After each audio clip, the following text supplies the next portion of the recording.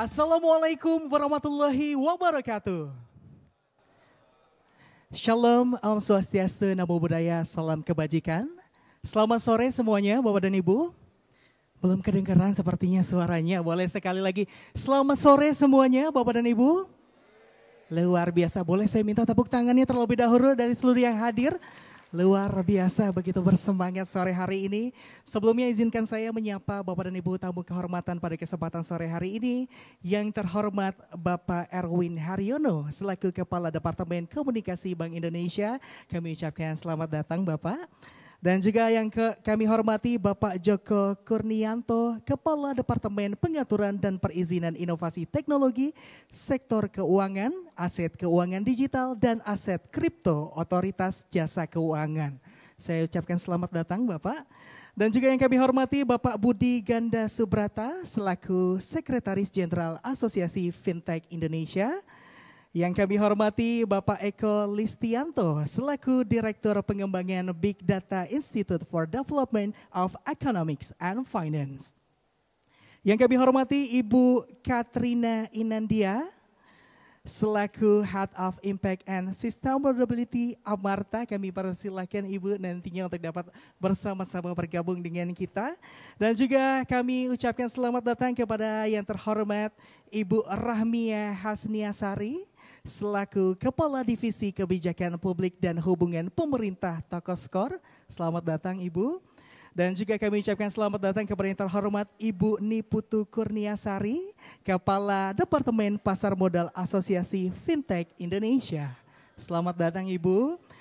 Serta tentunya kami ucapkan selamat datang kepada seluruh partisipan, seluruh tamu undangan yang mewakili instansi pemerintah, perusahaan anggota Avtek, akademisi dan juga rekan-rekan media yang hadir pada hari ini. Kami ucapkan selamat datang dalam rangkaian acara peluncuran Avtek Annual Member Survey 2024. Boleh kita berikan tepuk tangan.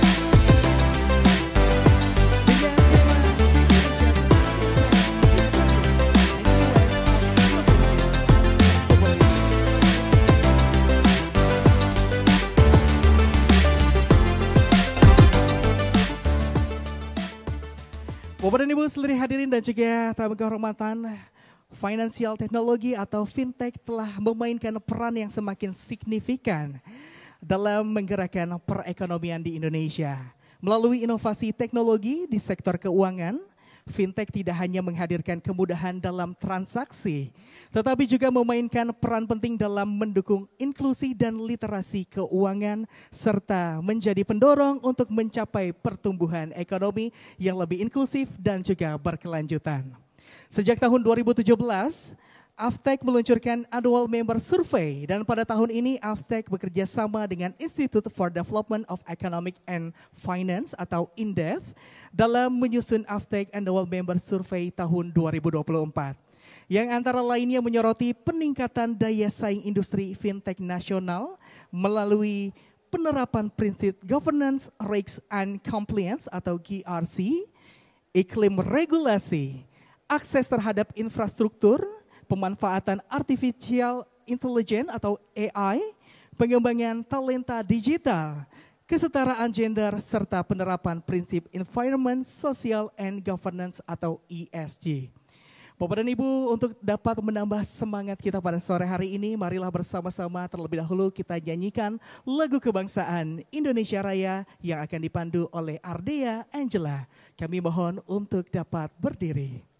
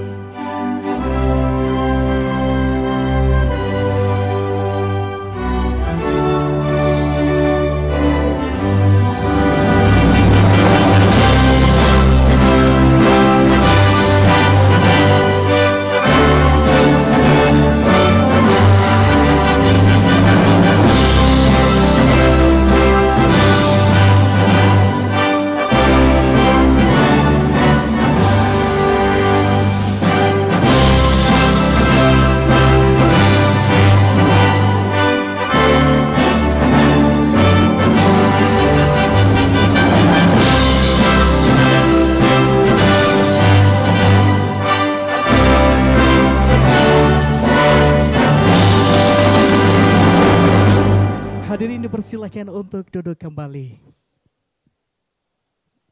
Bapak dan Ibu yang berbahagia, selanjutnya sebagai pembuka rangkaian acara pada sore hari ini, marilah bersama-sama kita simak sambutan yang akan disampaikan langsung oleh Sekretaris Jenderal Asosiasi Fintech Indonesia atau AFTEK, Bapak Budi Ganda Subrata.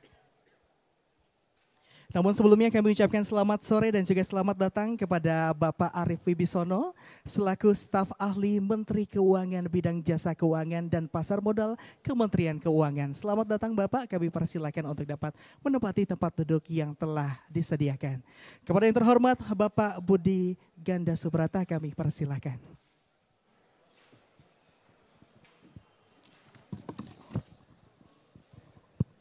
Terima kasih, selamat sore. Assalamualaikum warahmatullahi wabarakatuh. Salam sejahtera bagi kita semua, Om Swastiastu, Namo Buddhaya, salam kebajikan.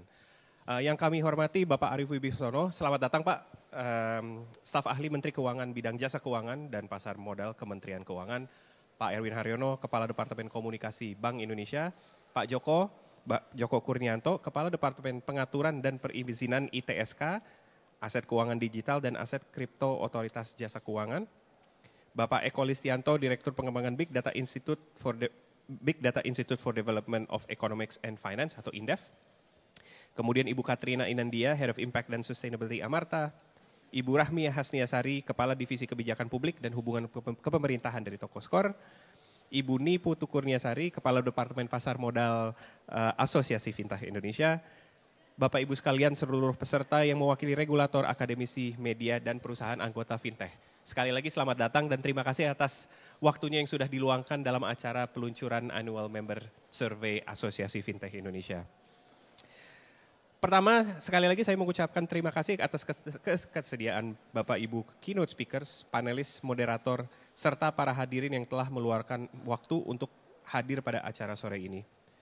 Bapak, Ibu, dan para hadirin sekalian, tidak terasa sejak tahun 2017, AFTEK secara reguler merilis Annual Membership Survey untuk menganalisa perkembangan dan potensi perkembangan industri fintech di Indonesia.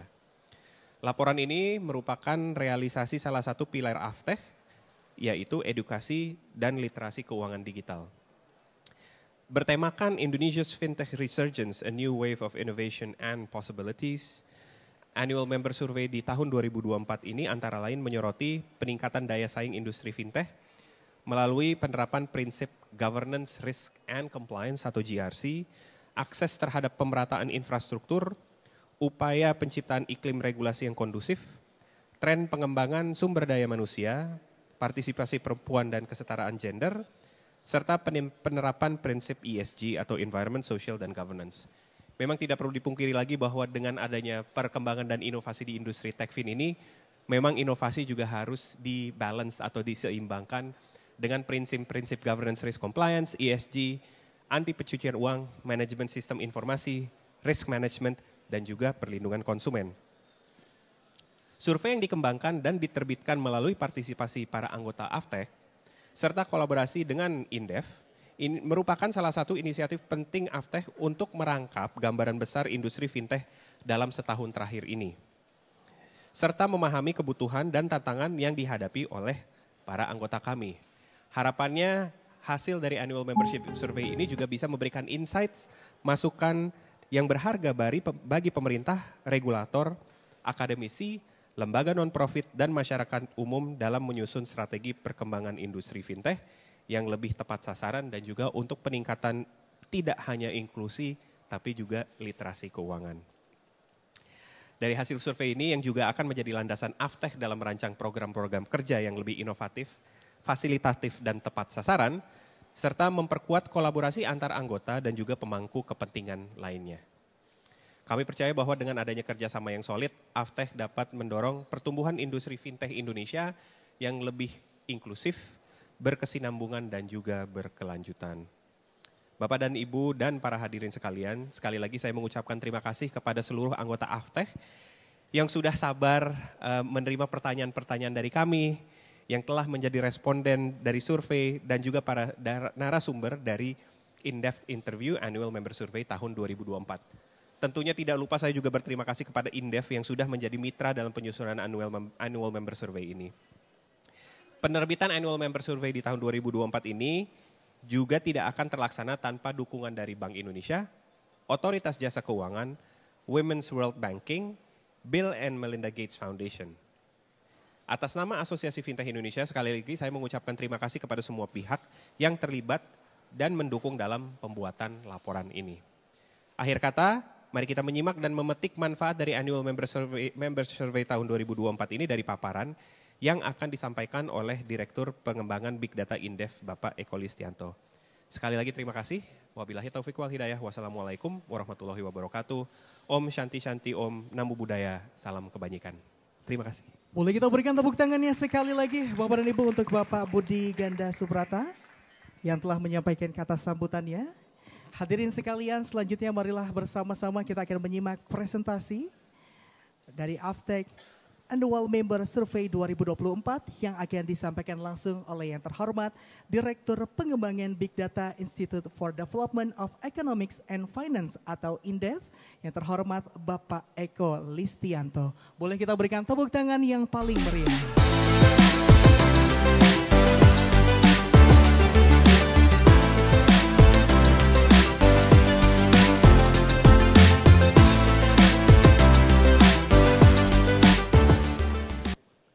Assalamualaikum warahmatullahi wabarakatuh. Selamat sore, salam sejahtera bagi kita semua. Terima kasih ini atas kesempatan kepada Indef ya untuk bisa mempresentasikan ya hasil Annual Member Survey 2024 ya atau kita sebutnya AMS 2024. Waktunya tidak lama ya, hanya 10 menit ya Mas. Oke, jadi mungkin untuk mempersingkat waktu ya, izin Pak Erwin, Pak Joko, Pak Arief, Mas Budi ya, Mbak Mia dan juga Mbak Niputu ya, dan juga Bapak Ibu semuanya untuk menyampaikan mungkin sedikit highlight ya dari AMS 2024 ya. Mungkin di slide pertama, silahkan ya. Jadi mungkin sedikit agak ketutup nggak apa-apa ya. Jadi gambarannya adalah di AMS 2024 ini kita melakukan survei ya kepada cukup banyak ya, sebetulnya respondennya ada sekitar 131 ya kalau saya nggak salah itu, jadi 131 responden anggota Aftech ya, dan kemudian juga mendapatkan berbagai macam gambaran-gambaran yang saya rasa bisa menjadi insight yang menarik untuk kita pada sore hari ini ya. Pertama secara umum ya, jadi kalau digambarkan gitu ya secara umum bahwa AMS 2024 ini menandai semakin besarnya ya kontribusi dari pertumbuhan industri fintech di Indonesia begitu. Pertama dari sisi peningkatan ya kita bisa melihat di dalamnya gitu ya bahwa nanti secara detail juga akan ada gitu ya bahwa ada ekspansi bisnis ya, nilai transaksi, status investasi itu meningkat ya dan berbagai macam ya sampai ke tingkat kepatuhan bahkan sampai kemudian pada inklusi dan literasi keuangan ya. Dan juga AMS 2024 ini juga terdapat perbaikan ya pada tata kelola dengan menurunnya jumlah kegagalan sistem, ya, keserangan cyber dan juga insiden penipuan begitu Bapak Ibu ya. Dan juga yang perlu di-highlight juga mungkin juga nanti akan kita elaborasi lebih jauh di diskusi adalah kami melihat hadirnya kesadaran mengenai prinsip ESG atau Environmental, Social and Governance pada proses bisnis Aftech begitu. Nah kemudian juga selain beberapa poin-poin yang menurut saya juga positif ya untuk kita bisa lihat lebih jauh karena ini reguler ya surveinya, ada juga tantangan ya. Jadi tantangannya itu terutama terkait pemenuhan kebutuhan teknologi industri fintech dari produsen lokal dan kesulitan akses infrastruktur pendukung. Nah ini juga ada policy maker di sini ya, jadi mungkin nanti bisa juga disampaikan gitu poin-poinnya. Oke, selanjutnya, slide selanjutnya ini singkat saja ini metodologinya ya, nanti bisa dibaca di laporannya, tapi paling tidak ada sekitar semua model bisnis ya, ada sekitar 20-an model bisnis yang kita capture juga begitu. Dari tadi saya sampaikan 131 responden, surveinya dilaksanakan April sampai dengan Mei ya 2024. Dan tidak hanya survei, sebetulnya kita juga dalami ke beberapa responden terpilih ya untuk bisa melakukan wawancara mendalam begitu untuk mendapatkan insight-insight yang lebih menarik di dalam laporan ini begitu. Tentu saja di luar data primer dari survei kita juga menggunakan data sekunder dan juga telaah pustaka untuk memperkuat kajian ini begitu ya. Mungkin skip saja ini bagian selanjutnya. Nah hasilnya seperti apa? Nah, tentu ini yang Bapak Ibu tunggu-tunggu ya. Pertama dari hasil survei ini terlihat adanya potensi pertumbuhan dan adopsi fintech yang lebih tinggi di kalangan masyarakat. Jadi kalau memang angkanya 20,6% ya ekspansi model bisnis itu, tetapi sebetulnya ini sudah jauh lebih baik dibandingkan dengan AMS tahun lalu ya atau 2002-2023 di mana terjadi puncak tech winter, ekspansi bisnis pada waktu itu hanya sekitar 12% ya, jadi sudah ada peningkatan. Kemudian key highlight selanjutnya ya atau temuan menarik selanjutnya apa mungkin kita bisa lihat di slide berikutnya. Ini kaitannya dengan peningkatan transaksi ya. Jadi industri fintech juga kian tumbuh dengan peningkatan nilai transaksi itu sekitar di rentang 5 miliar sampai 5 triliun ya. Ini Bapak Ibu juga bisa lihat detailnya ya dari berapa persentase dari masing-masing nilai transaksi yang ada di sini begitu. Tapi pada intinya terjadi peningkatan ya kalau dibandingkan dengan AMS 2022-2023 kemarin begitu. Lebih dari setengah ya itu atau 50,4% berada di rentang nilai 5 sampai 500 miliar begitu. Selanjutnya ini temuan menarik juga, terdapat peluang bagi investor untuk masuk ke bisnis fintech ya. Jadi dari survei kami ini juga menggambarkan bahwa sebanyak 38,2% responden merencanakan begitu untuk menggalang investasi baru. Jadi mungkin di sini juga peluang bagi para investor ya karena cukup besar juga begitu ya. Ada yang kemudian mencoba untuk merencanakan atau menggalang investasi baru di AMS 2024 ini begitu. Dari berbagai macam profil ya, saya rasa nggak saya bacain satu-satu karena waktunya nggak cukup, tapi silakan nanti dibaca di laporan lengkapnya ya. Oke, berikutnya terkait dengan peningkatan kepercayaan ya terhadap regulasi pemerintah. Nah ini mungkin di sini ada Pak Erwin, Pak Joko, ya Pak Arief. Ini dari survei kami itu juga Aftek ya atau katakanlah members ini merasakan ini ya kehadiran pemerintah lah kira-kira gitu. Jadi regulasi pemerintah itu mampu mendukung inovasi dan investasi. Saya rasa ini temuan yang positif juga begitu ya. Jadi tergambar dari angka-angkanya ya 89,3% ya. Selanjutnya, nah ini terkait cyber security ya. Kalau di AMS 2024 ini cyber security pada industri fintech itu dinilai semakin menguat ya. Ini kelihatan dari angka-angka yang kami tunjukkan di sini ya. Misalkan terkait dengan mayoritas anggota Aftek tidak pernah mengalami kegagalan sistem ya, kemudian serangan cyber dan penipuan ya. Jadi ini juga kalau dibandingkan dengan angka sebelumnya atau AMS 2022-2023 ini juga angkanya mengalami perbaikan itu peningkatan begitu dan ini tentu bagus ya. Dan juga di AMS 2024 ini setengah responden ini telah memiliki disaster recovery plan ya 93,9% begitu dan computer emergency response team ya. Ini juga temuan yang menarik juga saya rasa ya. Slide selanjutnya.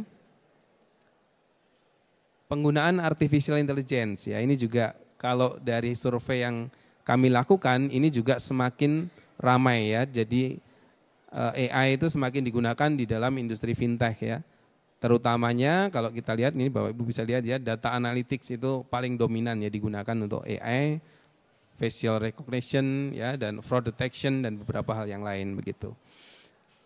Oke, yang selanjutnya kepatuhan ya, tingginya kepatuhan industri fintech dengan berbagai aturan yang berlaku. Jadi 97,7% responden di survei AMS ini juga setuju dan sangat setuju bahwa penting untuk mengikuti aturan dan standar internasional ya. Ada ISO dan beberapa standar-standar internasional termasuk perlindungan data pribadi itu juga menjadi concern di industri fintech ini begitu. Oke, lanjut. Nah, ini terkait dengan kesenjangan talenta ya. Jadi industri fintech ini terus berupaya untuk mengurangi atau mengatasi persoalan kesenjangan talenta ya. kalau kita lihat datanya di sini sebagian besar ya 71% itu ya mempekerjakan talenta lokal begitu. Namun demikian memang ada kemudian masih terjadi kesenjangan ya, sehingga kemudian tetap mempekerjakan talenta luar negeri ya untuk menangani atau mengisi filling the gap ya dari kesenjangan yang ada saat ini begitu, kira-kira begitu.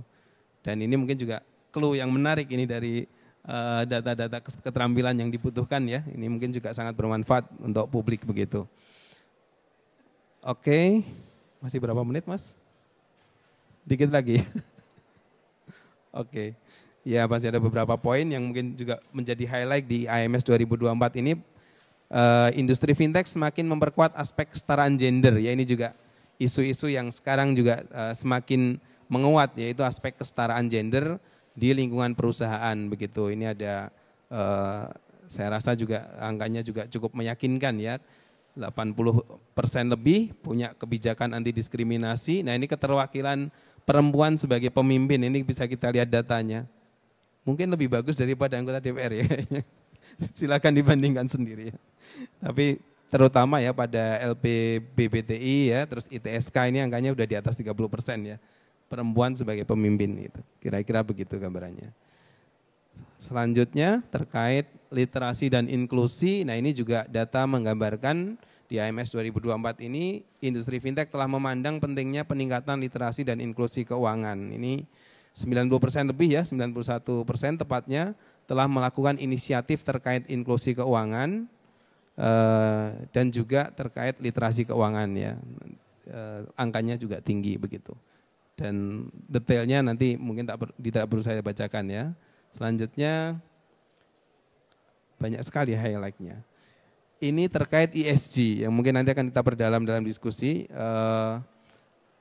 ESG ini mulai menjadi kesadaran ya bagi industri fintech begitu. Ini kalau kita bisa melihat di sini angkanya memang baru 26,7% ya, karena ini juga sebetulnya poin baru yang kita masukkan di dalam IMS 2024 ini. Tapi setidaknya ini sudah menggambarkan bahwa perusahaan ini sudah mulai concern ya kepada ESG dan CSR ya, terutama ESG ini menjadi bagian yang saya rasa ke depan ya kita harapkan angkanya selalu meningkat begitu ya. Tapi setidaknya kesadaran ini mulai tumbuh begitu, dan bagaimana nanti kita coba mengakselerasi kesadaran ini ke depan ya. Kira-kira begitu ya ini poin ini. Masih ada beberapa lagi. Oke, selanjutnya.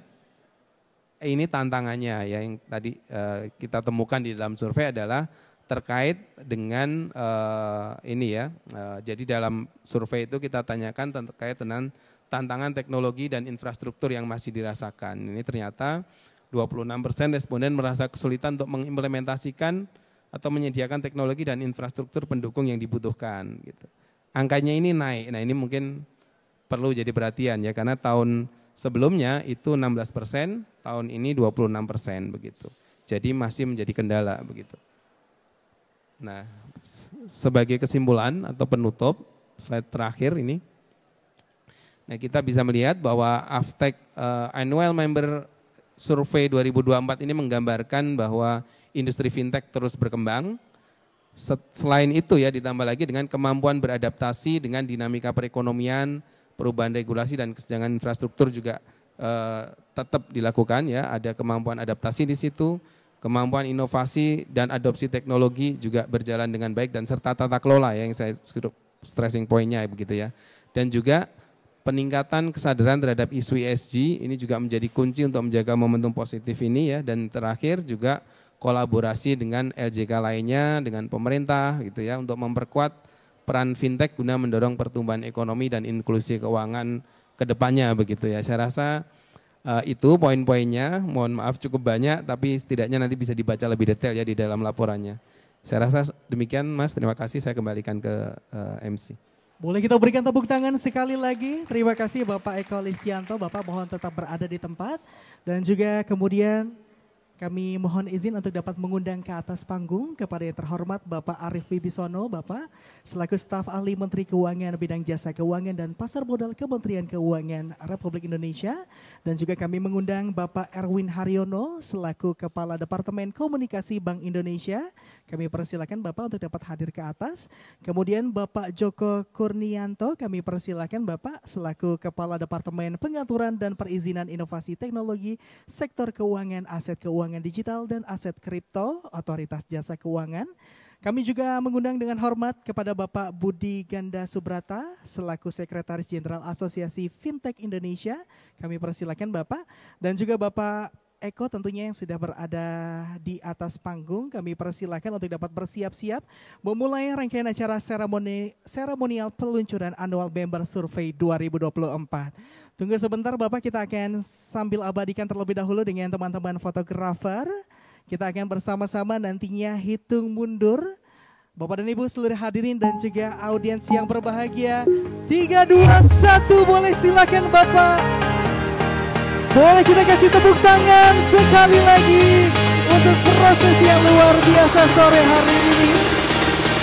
Seremoni peluncuran Aftek Annual Member Survey 2024.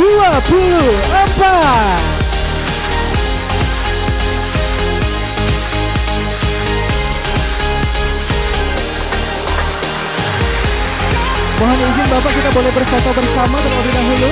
Kita boleh berfoto bersama terlebih dahulu. Teman-teman fotografer boleh kami persilakan untuk dapat mengabadikan momen spesial.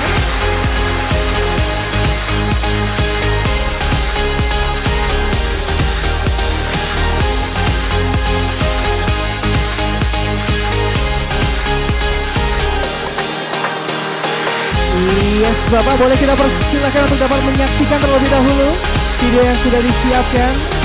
Kita persilakan untuk dapat menyaksikan terlebih dahulu video yang sudah disiapkan peluncuran Aftek Annual Member Survey 2024.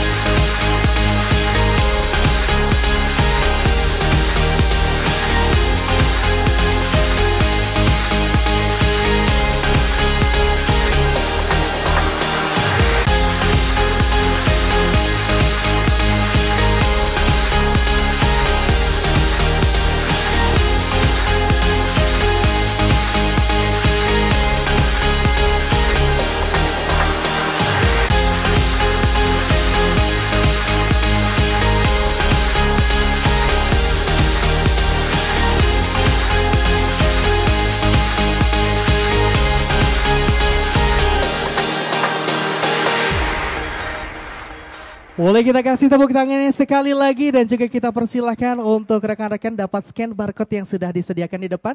Mohon izin Bapak, kita persilahkan untuk dapat hadir ke tengah dulu Bapak, kita berfoto bersama dengan audiens hari ini. Boleh boleh kami persilahkan ada di tengah. Bapak dan Ibu boleh kita persilahkan untuk berdiri terlebih dahulu. Teman-teman fotografer boleh kita persilahkan mengambil tempat dari atas panggung. Kita akan berfoto bersama terlebih dahulu sebagai seremoni peluncuran Aftek Annual Member Survey 2024. Kita akan abadikan momen spesial pada kesempatan hari ini. Boleh semuanya Bapak dan Ibu mohon izin boleh lihat ke kamera terlebih dahulu. Kita akan foto bersama dengan tentunya Bapak dan Ibu tamu kehormatan dan juga seluruh audiens yang hadir hari ini.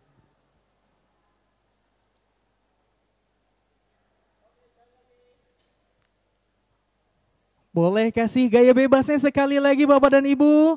1, 2, 3. Luar biasa. Oke, sekali lagi katanya 1, 2, 3 salam cuan gitu ya. Boleh semuanya lihat ke depan kamera semuanya. 1, 2, 3 salam cuan. Boleh kita kasih tepuk tangannya sekali lagi. Terima kasih Bapak dan Ibu dan juga teman-teman fotografer, videografer, kami persilakan untuk dapat kembali ke tempat.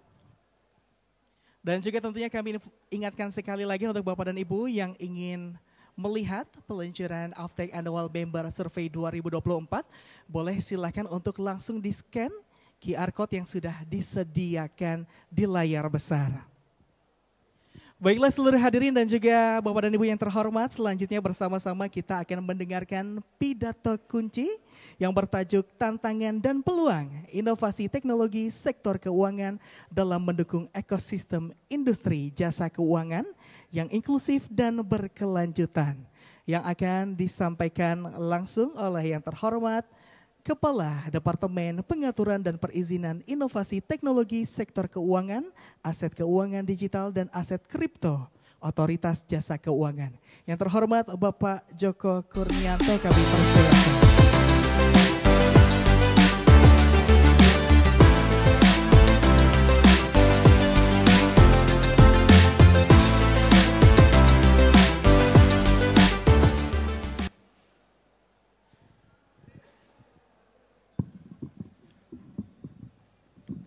Assalamualaikum warahmatullahi wabarakatuh. Saya pegang aja.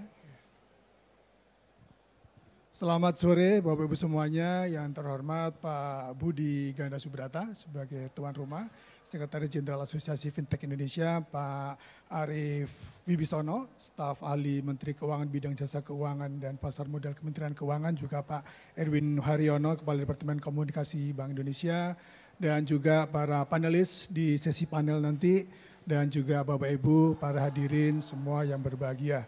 Assalamualaikum warahmatullahi wabarakatuh, salam sejahtera untuk kita semua dan sehat selalu.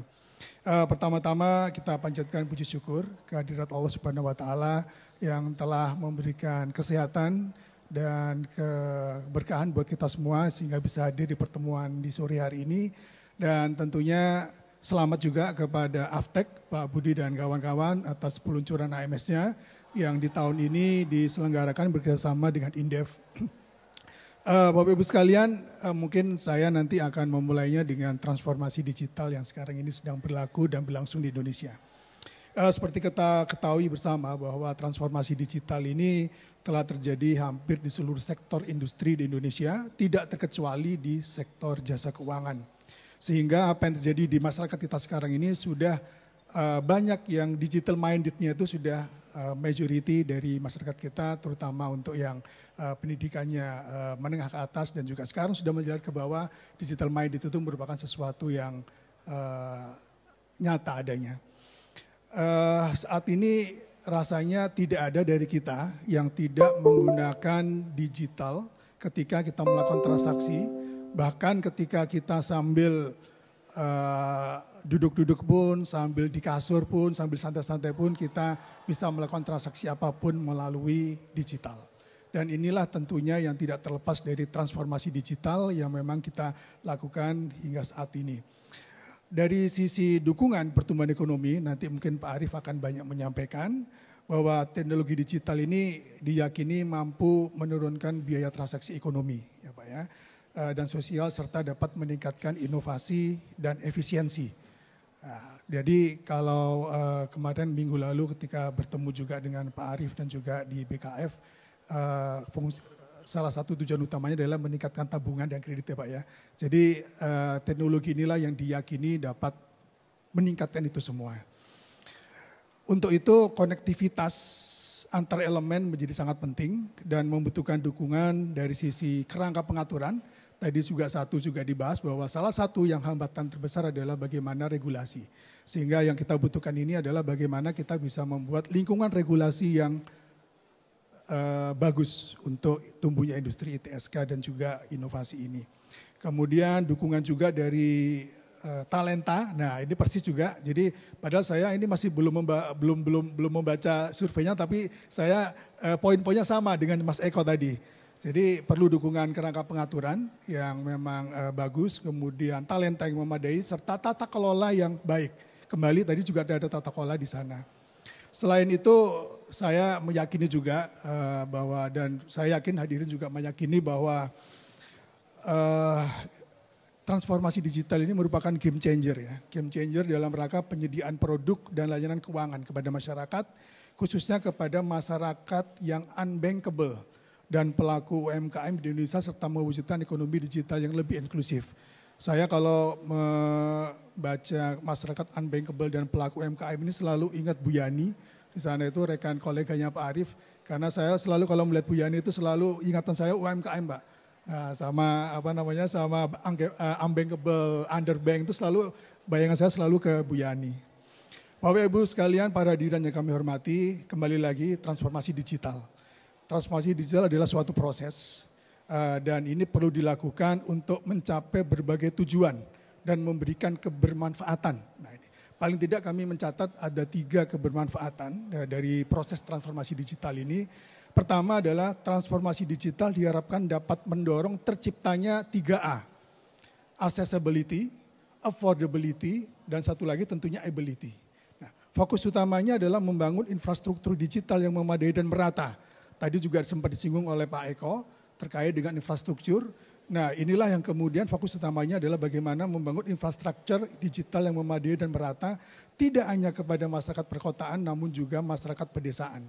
Sehingga layanan digital dapat dinikmati oleh seluruh masyarakat dengan mudah, murah, dan cepat. Jadi tujuannya memang getting safer, cheaper, better. Yang kedua, kedepannya ekonomi berbasis digital ini dapat menjadi motor penggerak pertumbuhan ekonomi. Ekonomi digital diharapkan dapat mendorong UMKM masuk ke rantai pasok global sehingga dapat menjadi katalisator utama pertumbuhan perekonomian di Indonesia. Yang ketiga, tentunya dengan menjadikan Indonesia sebagai negara yang digital friendly melalui pembangunan ekosistem yang terintegrasi dan kondusif, maka diharapkan dapat mengurangi barrier, halangan untuk menciptakan kepastian hukum, penyederhanaan sistem dan prosedur perizinan serta membangun sinergi. Nah, dalam rangka mendukung transformasi digital tersebut, tentunya kami regulator sektor jasa keuangan OJK terus melakukan pengembangan satu ekosistem. Nah, ini jadi ketika tadi kita ngomong transformasi digital adalah suatu proses, maka proses itu ditujukan untuk membangun satu ekosistem nih. Suatu ekosistem bagi pembangunan infrastruktur digital di Indonesia, di mana sektor jasa keuangan juga terus melakukan inovasi terkait dengan produk dan layanan keuangan dalam menjembatani konektivitas antara perkotaan dan daerah sehingga ketimbangan infrastruktur digital dapat terselesaikan. Tentunya inovasi di sektor jasa keuangan ini juga harus memberikan nilai tambah bagi pertumbuhan ekonomi nasional melalui pelatihan, pendampingan, ini tadi yang kaitannya dengan talent, serta dapat mengakomodir para pelaku UMKM untuk masuk ke dalam ekosistem digital. Dan dalam beberapa pemberitaan terakhir, mungkin di tempat Pak Arief ya, dan juga Kemenkop UMKM, sedang ramai dibahas mengenai penggunaan ICS ya Pak Arief ya, untuk bisa meningkatkan pembiayaan atau akses pembiayaan untuk UMKM. Dan inilah salah satu yang mungkin menjadi produk atau bagaimana kita bisa menciptakan ekosistem ini yang dapat memberikan nilai tambah bagi UMKM dan pertumbuhan ekonomi nasional. Bapak, Ibu hadirin dan kami hormati, pelaksanaan transformasi digital dimulai dengan membangun satu ekosistem, tadi yang saya sampaikan, yang lengkap dan terintegrasi. Mulai dari mana? Mulai dari infrastruktur digital, tadi Pak Eko juga sampaikan bahwa sulit sekali untuk bisa mengakses infrastruktur digital ini. Kemudian literasi digital, tidak kalah pentingnya, dan kemudian dukungan melalui kebijakan yang akomodatif. Di sektor jasa keuangan sendiri, OJK telah mempersiapkan sektor jasa keuangan untuk menghadapi transformasi digital melalui beberapa langkah. Dan juga ketika kita mengembangkan suatu lingkungan regulasi, maka yang kita lakukan kita menggunakan prinsip balance and teknologi neutral. Balance di sini adalah bagaimana kita dapat menyeimbangkan antara inovasi dengan mitigasi risiko dan aspek perlindungan konsumen. Jadi apa yang akan kita upayakan terhadap regulasi itu memang harus balance nih, antara inovasi dengan mitigasi risiko dan perlindungan konsumen. Sementara untuk teknologi neutral, kita tidak memfokuskan pada satu penggunaan jenis teknologi tertentu, namun yang dapat mengikuti perkembangan pada masa yang akan datang. Bapak Ibu sekalian, saya yakin Pak Budi dan teman-teman Aftek semua di sini sudah sangat memahami bagaimana kami mulai menerapkan balance ini sejak kami mengenalkan apa yang kami namakan ruang uji coba atau sandbox. Dan kebetulan juga tadi pemerintah melalui tempat Pak Arief ini di Undang-Undang P2SK sudah secara eksplisit, secara clear di sana menyebutkan pasal khusus terkait dengan ITSK. inovasi teknologi digital keuangan yang di dalamnya sudah memuat secara eksplisit juga mengenai keberadaan ruang uji coba atau sandbox. Ada tertuang di dalam Undang-Undang PDWSK. Nah inilah yang terus kami kembangkan, bagaimana kami bisa mengembangkan sandbox ini untuk bisa terus menerima inovasi-inovasi, dan apa yang kami lakukan di dalam sandbox ini adalah terus menerima dan mengembrace any innovation yang ada di Bapak Ibu sekalian untuk bisa kita lakukan uji coba bersama untuk bisa nanti menghasilkan satu model bisnis baru yang mungkin nanti dipercaya dapat memberikan sesuatu yang lebih cepat, lebih murah, dan juga lebih efisien. Itu memang salah satu tujuan dari diberlakukannya sandbox dan kami akan mengembangkan terus. Dan saya yakin beberapa model bisnis akan tercipta dari sandbox ini. Dan apalagi ketika nanti kemudian aset keuangan digital dan aset kripto semakin berkembang, nanti akan semakin banyak model bisnis yang akan muncul hasil dari sandbox ini. Saat ini paling tidak kami menerima beberapa permintaan, Bapak sekalian sebagai informasi saja, beberapa inovasi yang terkait dengan aset keuangan digital dan aset kripto. Dan kebanyakan adalah mengenai tokenisasi di real world asset atau RWA. Yang mungkin di tempat kita saat ini belum ada yang original Indonesia ya, belum ada yang mengeluarkan. Mungkin bisa jadi dari sandbox itu akan keluar beberapa token dari real world asset. Jadi ini salah satu tujuan dari sandbox di tempat kami untuk bisa mengembrace semua inovasi sehingga tidak terkekang. Tadi yang disebutkan oleh Pak Eko juga, kami tidak mengekang any innovation, silakan, dan kami lakukan uji coba bersama di ruang uji coba kami. Nah tentunya di dalam ruang uji coba ini kan tujuannya adalah tadi yang saya sampaikan adalah memitigasi risiko sejak awal. Nah kerangka mitigasi ini perlu dimiliki oleh kita semua di era digital ini untuk menjaga agar tidak terjadi kebocoran data nasabah yang merupakan hal yang sangat urgent dalam konteks pelindungan konsumen. Sejalan dengan itu, pengembangan sektor jasa keuangan berbasis digital akan terus kami arahkan kepada tujuan pelindungan konsumen, peningkatan inklusi keuangan, dan stabilitas sistem keuangan. Kaitan dengan ESG, tadi juga sempat disampaikan oleh Pak Eko bahwa sudah ada kesadaran dari pelaku techfin ini, pelaku fintech ini terkait dengan ESG, bahwa dalam kaitan ESG ini teknologi finansial termasuk juga ITSK, inovasi teknologi sektor keuangan, memainkan peran yang semakin besar dalam mendukung inisiatif keberlanjutan. Fintech dapat memfasilitasi pembiayaan hijau dengan menghubungkan antara investor dengan proyek yang ramah lingkungan dan membuat investasi yang dapat berdampak supaya lebih mudah diakses. Fintech juga dapat mendorong perilaku konsumen yang berkelanjutan melalui produk keuangan yang inovatif dan dengan wawasan berbasis data. Jadi dua hal ini, produk keuangan yang inovatif dan wawasan berbasis data inilah yang akan mewarnai keberlanjutan dari fintech ke depan ini. Lebih jauh lagi, fintech dapat mempromosikan inklusi keuangan. Kembali lagi kalau inklusi keuangan saya selalu ingat ke Bu Yani. Membawa lebih banyak orang ke dalam sistem keuangan dan berpotensi memungkinkan mereka untuk berkontribusi pada upaya keberlanjutan. Dengan penekanannya pada efisiensi dan potensinya untuk aplikasi seperti investasi hijau dan pelacakan emisi karbon, maka fintech diyakini dapat menawarkan serangkaian alat yang mampu untuk membangun masa depan yang lebih berkelanjutan. Jadi peran fintech di sini adalah cukup luas ya. Kemudian terakhir mungkin kami bisa menyampaikan bahwa menggarisbawahi dan ini kesimpulan dari semuanya adalah optimalisasi transformasi digital yang berkontribusi pada perekonomian dan masyarakat merupakan concerted effort dari semua pihak, ini pasti.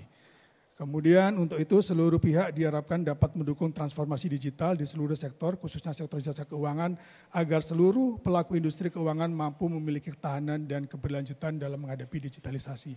Akhir kata, salam sehat untuk kita semua dan semoga Allah Subhanahu wa taala senantiasa meridhoi kita semua, ikhtiar kita bersama untuk meningkatkan kesejahteraan dan kemakmuran bangsa kita.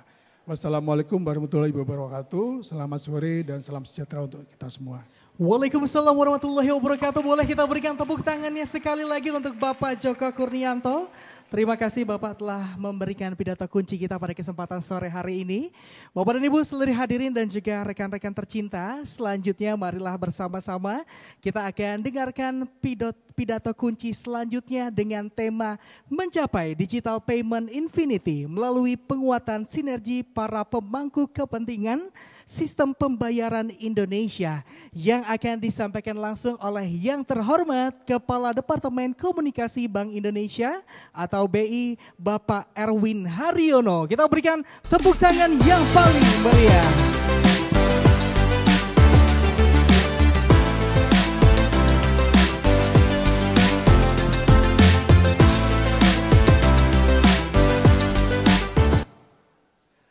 Selamat sore, Assalamualaikum warahmatullahi wabarakatuh. First of all, it's good to be back. Dulu saya pernah di fintech, office, bergaul sama teman-teman Avtech, banyak teman-teman lama. Jadi merasa feel at home. Yang kedua juga senang saya bisa pakai blazer lagi, karena memang bergaul sama anak-anak muda gitu. Ya namanya juga usaha gitu.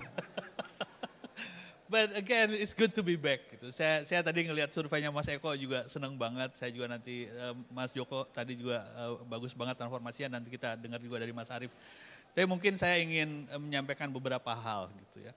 Dan akhirnya nanti karena sekarang saya sudah tidak di fintech office, saya sekarang di Departemen Komunikasi. Nanti terakhir izin saya mau jualan, besok ada event dari BI. Yang pertama, saya kira cerita tentang fintech, transformasi digital itu buat saya itu sebuah drama gitu ya. Kita mulai flashback sedikit ya, boleh ya Pak Arief ya. Dengan sebuah narasi besar tentang bagaimana digital disruption itu akan mengganggu semuanya. Kemudian kita bicara tentang, tiba-tiba kita bicara tentang industri 4.0, padahal industri 2.0 aja kita belum lulus waktu itu. Terus antusiasme pemerintah waktu itu, kalau Bapak Ibu teman-teman masih ingat Pak Jokowi, di dalam awal-awal masa pemerintahannya bahkan mengatakan ini industri yang luar biasa dan tidak boleh dihambat sama sekali oleh any regulation. Apa ya, euforianya itu begitu kuat. Gitu. Terus kemudian kita juga saksikan bermunculan fintech, bahkan big tech gitu ya. Dan Indonesia juga luar biasa. Dulu kita nyari taksi susah banget, sekarang sambil rebahan aja dan seterusnya. Sebuah cerita tentang pengalaman baru yang luar biasa. Tapi drama berlanjut, gitu. Kita menyaksikan tiba-tiba ada tech winter, gitu. Valuasi-valuasi yang luar biasa dari fintech dan big tech berguguran. Gitu. Kemudian menjadi pesimis. Gitu. Tapi kemudian juga kita saksikan pada periode yang sama, kita menghadapi era di mana sangat tidak terbayangkan waktu itu, pandemi. Gitu. Tapi kita juga saksikan thanks to teknologi, kita bisa melalui pandemi dengan luar biasa. Saya sama sekali tidak membayangkan apabila pada pandemi kemarin itu kita tidak punya e-commerce, tidak kita punya e-banking, kita tidak punya e-payment. Gitu. Pasti kita akan sangat susah. Gitu. Tapi sebuah cerita yang ups and down. Gitu. Nah sekarang bahkan ada pertanyaan orang, sebetulnya masa depan fintech apakah secerah seperti yang dulu? Itu pertanyaan banyak orang. Jadi senang sekali saya kembali kepada kehidupan ini gitu. Tapi melihat tadi surveinya Mas Eko, saya kira optimismenya terlihat di sana. Nah, saya ingin memperluas sedikit cerita tentang fintech tadi itu ke dalam sebuah narasi besar tentang keinginan kita melakukan transformasi digital. Jangan-jangan transformasi digital juga sebuah naratif saja gitu. Tapi apa sih kenyataannya gitu. Kita dihenyakan oleh kenyataan besar tentang tadi digital disruption dan kemudian kemunculan model bisnis yang baru dan sebagainya. Ekonomi digital sebuah keyword yang harus diucapkan dalam setiap pidato bahkan. Gitu. Kalau nggak ngomong transformasi digital, pidatonya jelek. Gitu. But then again, apa sih yang sedang kita hadapi sekarang? In a pessimistic side, gitu, kita bahkan mempertanyakan hal yang sangat mendasar. Kalau Indonesia serius kepada transformasi digital, apakah kita punya sebuah strategi nasional tentang transformasi digital? Bahkan kita nggak punya, gitu. Iya nggak sih? Jadi ini pembicaraan di antara kita ya. Ada Mas Joko, ada Mas Arief, tentu saja ada Mas Budi, Mbak Krisma, Mbak Mia dan sebagainya dari industri. sebetulnya apakah serius gitu? Itu bahkan pertanyaan yang sangat mendasar. Tapi pada saat yang sama, semua orang melakukan transformasi digital. Kami di Bank Indonesia, mungkin saya akan cerita sedikit nanti tentang payment.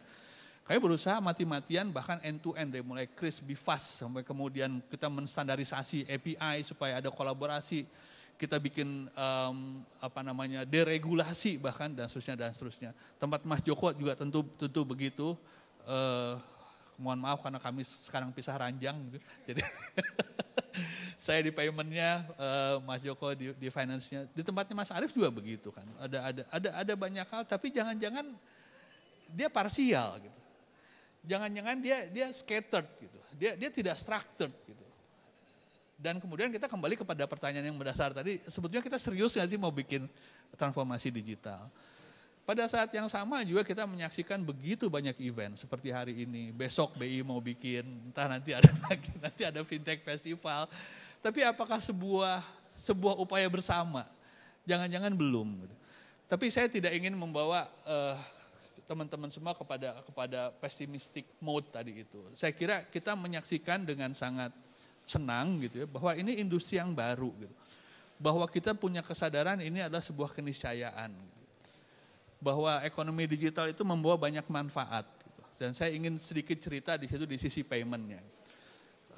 2019 kami mengembangkan apa yang kami sebut sebagai blueprint sistem pembayaran Indonesia. Kita pengennya itu end to end gitu. Kita punya KRIS gitu. KRIS itu hadir dengan kemudahan. Jadi dulu itu kan kalau kita datang ke merchant ya ada berjejer lah itu EDC ya. Karena memang beda rekening susah gitu. Sekarang dengan KRIS, apapun rekening yang saya punya, apapun rekening yang merchant punya, tiba-tiba bisa nyambung. Tapi sebetulnya KRIS tidak hanya berpengennya, KRIS itu tidak berhenti di kemudahan pembayaran. Tapi dia harusnya bicara tentang data gitu. Kalau saya ini jualan gado-gado, Bang Erwin gitu ya, dan kemudian Mas Arief, Mas Joko, Mas Budi, Mas Eko, Mbak Mia, beli gado-gado saya pakai uang cash, itu kan selesai. Jadi bayangkan kalau semua pelanggan saya pakai KRIS, akan tercipta data yang luar biasa. Gitu. Nah, kemampuan Bang Erwin menjual gado-gado, kan sebetulnya kemampuan Bang Erwin untuk bayar kredit, sesuatu yang dulu kita tidak punya datanya. Gitu. Iya kan?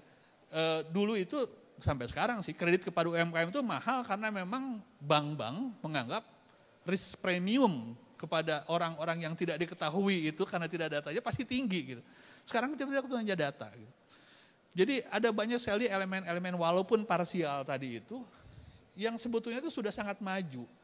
Dengan demikian mungkin isu yang sekarang ini mungkin tinggal menggabungkan itu semua. Nah, kemudian kita berharap nanti mudah-mudahan pemerintah yang baru itu akan lebih serius tadi itu kepada menggabungkan elemen-elemen yang mungkin sekarang masih terasa scattered, unstructured semacam itu. Juga kami di Bank Indonesia kami juga mengembangkan apa yang kami sebut sebagai standarisasi open API gitu. Karena dari sejak awal kita ngerasa ada bank versus non-bank gitu berkemunculan. Ada yang digital transformasinya cepat, ada yang tidak. Tapi mungkin bisa dikerjasamakan. Kita standarisasi itu API sebagai alat untuk berkolaborasi. Cuman kayaknya dia juga agak mandek gitu ya. Bagaimana kemudian kolaborasi terbentuk semacam itu gitu. Kami juga mengembangkan BIFAS gitu. Terus terang teman-teman semua mungkin juga sudah tahu banyak yang protes itu. Kenapa sih sebagai regulator BI bikin infrastruktur gitu. Terus terangnya memang kalau berkaca dari banyak sekali digital transformation yang berhasil di tempat lain termasuk juga di negara tetangga. Salah satu elemen yang penting adalah rendahnya biaya dari retail payment. Yang waktu itu susahnya bukan main dan terpaksa kemudian kita bikin BIFAS gitu. Dari 6.500 ke 2.500 dan itu antusiasmenya luar biasa. Again itu sebuah komponen-komponen. Jadi dan besok juga kami akan buat sebuah event yang besar. Nanti terakhir saya mau jualan, mohon izin Pak Arief, Mas Joko. Tapi sekali lagi apa yang dilakukan oleh BI, apa yang dilakukan oleh OJK, keuangan, bahkan industri, terus terangnya belum integrated gitu ya. Jadi saya kira surveinya Mas Eko tadi mengatakan tentang hambatan regulasi dan sebagainya. Bahkan mungkin kita bahkan ada pertanyaan yang lebih mendasar Mas Eko. Regulasi apa sih sebetulnya yang sedang dibangun oleh otoritas gitu? Kami di BI mungkin bikin regulasi pembayaran gitu, Mas Joko, Mas Arief. Tapi apakah itu menginduk kepada sebuah narasi besar tentang legal reform misalkan? kan nggak juga gitu ya. Jadi saya kira ada banyak sekali hal-hal yang harus kita lakukan. Tapi pada saat yang sama kita tidak mungkin balik lagi menjadi tidak digital gitu kan. Ini sebuah keniscayaan. Isu yang kedua, pertama tadi tentang hal yang terserak tadi, mungkin tinggal mengumpulkan, mudah-mudahan tidak lama lagi. Yang kedua ada isu besar tentang, kemarin saya kebetulan juga baru saja diundang oleh Warta Ekonomi, mereka membuat sebuah tema besar tentang kedaulatan digital. Kedaulatan digital itu sesuatu yang sangat penting yang kita juga mungkin belum banyak bahas. Menkominfo mengeluarkan PDP, perlindungan data pribadi. Ada sabotase. Kalau ngomongin otoritas suka disabotase mungkin. Integriti dari digitalisasi itu sendiri. Bagaimana saya harus ngasih ilustrasi semacam ini karena itu yang banyak sekali beredar di kalangan central banker. Kalau 4 tahun yang lalu ada yang masih ingat ada wacana Facebook mau bikin Libra, ya. Jadi sebelumnya itu kan kemunculan blockchain menghasilkan bitcoin dan kemudian orang panik, waduh ini mata uang baru. Cuman terus kemudian bitcoin itu naik turun terus sehingga dia tidak bisa digunakan sebagai mata uang. Terus Facebook, Meta waktu itu mau bikin, ya sudah kita bikin yang disebut kemudian sebagai stable coin, yaitu Libra. Libra ada sebuah mata uang yang di backup oleh major currencies, US dollar, euro dan sebagainya. Dan sebagai mata uang tentu saja dia akan sangat stabil. Kemudian Facebook bilang begini, Meta bilang begini. Kebetulan saya pernah ditempatkan di New York, jadi kalau saya transfer dari New York ke Jakarta, $35 seminggu. Si Meta bilang begini, Libra bilang begini, apa sih bedanya ngirim duit sama ngirim teks atau bahkan ngirim gambar gitu. Kemudian dia bilang begini, saya bisa kok ngirim duit dari satu titik di dunia ke titik dunia dimanapun, 24/7, real time, for free gitu. Nah kalau kemudian digabungkan konsep Libra sebagai mata uang yang stabil, dengan kemudahan sistem pembayaran yang bahkan free tadi itu, dan kemudian Libra masuk ke Indonesia, pertanyaan kepada Mas Arief mau megang rupiah atau megang Libra? Ya Libra lah gitu. Mungkin kalau saya ditanya walaupun saya orang BI begitu kan. Nah, itu adalah sebuah ilustrasi dari pentingnya kedaulatan digital. Gitu. Untungnya Libra kemudian tidak jadi karena memang itu diintervensi oleh banyak bank sentral karena bank sentral di dunia mulai panik dan kemudian melahirkan wacana CBDC, Central Bank Digital Currency atau kita ada digital rupiah gitu ya. Tapi kan itu sesuatu yang nyata. Gitu. Sekarang kita juga menghadapi kenyataan bahwa teknologi DLT juga sekarang berkembang. Orang bicara sekarang tentang Web3 yang memungkinkan sebuah infrastruktur web yang memang dasarnya ada DLT itu sendiri. Jadi kemungkinan stablecoin semacam Libra ke depan akan semacam. Tapi kan kemudian kita tidak punya integritas di situ. Gitu. Terus kemudian juga ada isu-isu yang sekarang ini juga sangat penting. Judol, pinjol dengan segala hormat kepada Mas Joko gitu. Orang kemudian terhenyak loh, kenapa sih digitalisasi kok malah melahirkan pinjol dan judol gitu. Yang banyak menyengsarakan, narasi-narasi semacam itu berkembang. Orang bahkan mempertanyakan tentang again integritas dari digitalisasi gitu. Jadi kita juga punya isu di situ yang besar gitu. Dan kita belum punya jawaban yang komprehensif, yang integrated tentang isu-isu besar tadi itu gitu.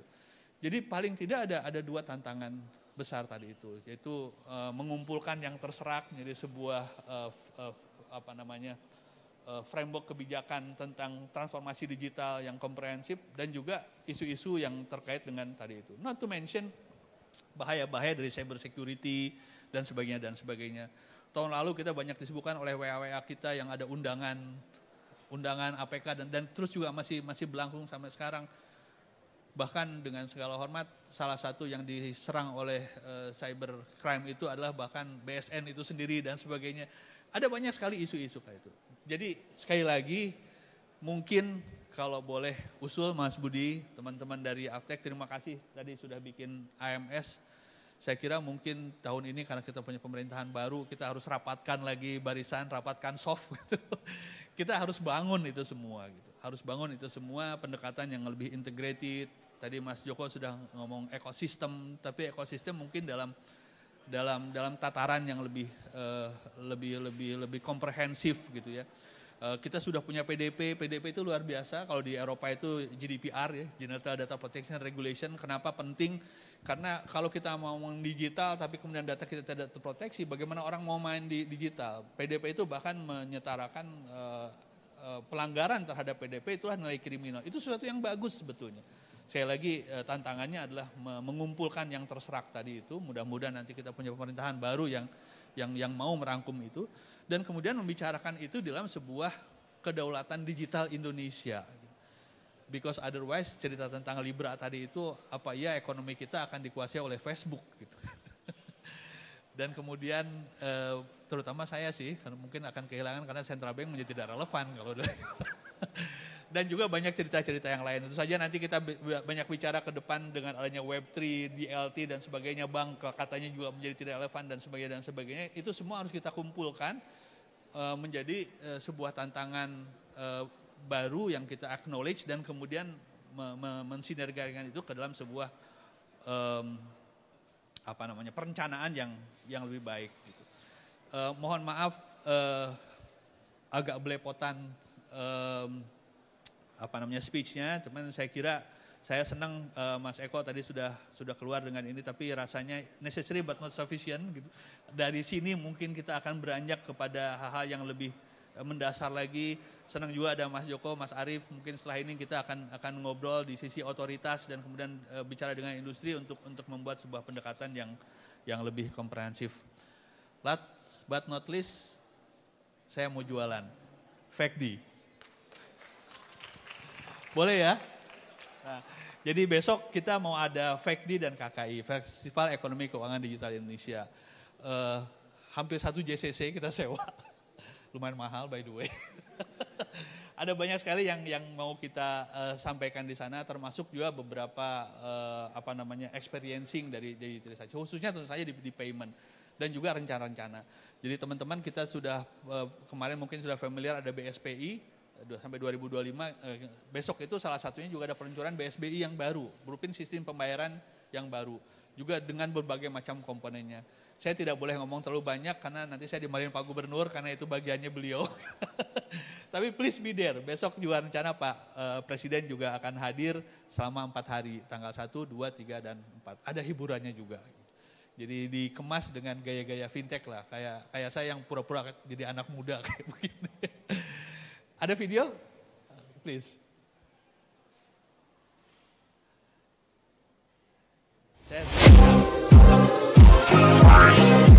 FACD KKI 2024.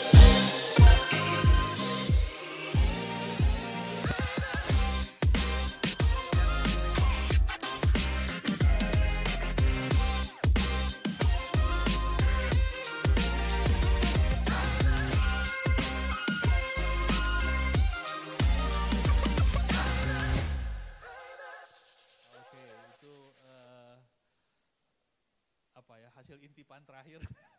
Mohon maaf resolusinya masih belum bagus karena mendadak. Please be there besok 1-4 FACD dan KKI. Terima kasih teman-teman fintech. Mudah-mudahan setelah ini kita bisa diskusi lebih erat lagi dengan Mas Budi dan kawan-kawan, Mas Joko, Mas Arief, teman-teman semua. Mohon maaf kalau kepanjangan. Selamat sore sekali lagi. Assalamualaikum warahmatullahi wabarakatuh. Waalaikumsalam warahmatullahi wabarakatuh. Boleh sekali lagi kita berikan tepuk tangannya untuk Bapak Erwin Haryono yang telah memberikan keynote speech kita yang kedua hari ini. Bapak dan Ibu seluruh hadirin dan juga rekan-rekan tercinta, kita masuk ke keynote speech kita yang ketiga yang akan disampaikan langsung tentunya pada hari ini dengan tema mengoptimalkan inovasi fintech dalam menghadapi tantangan ekonomi global. Oleh karenanya kami mengundang kehadiran yang terhormat staf ahli Menteri Keuangan bidang jasa keuangan dan pasar modal Kementerian Keuangan Republik Indonesia, Bapak Arief Wibisono. Berikan tepuk tangan yang paling meriah.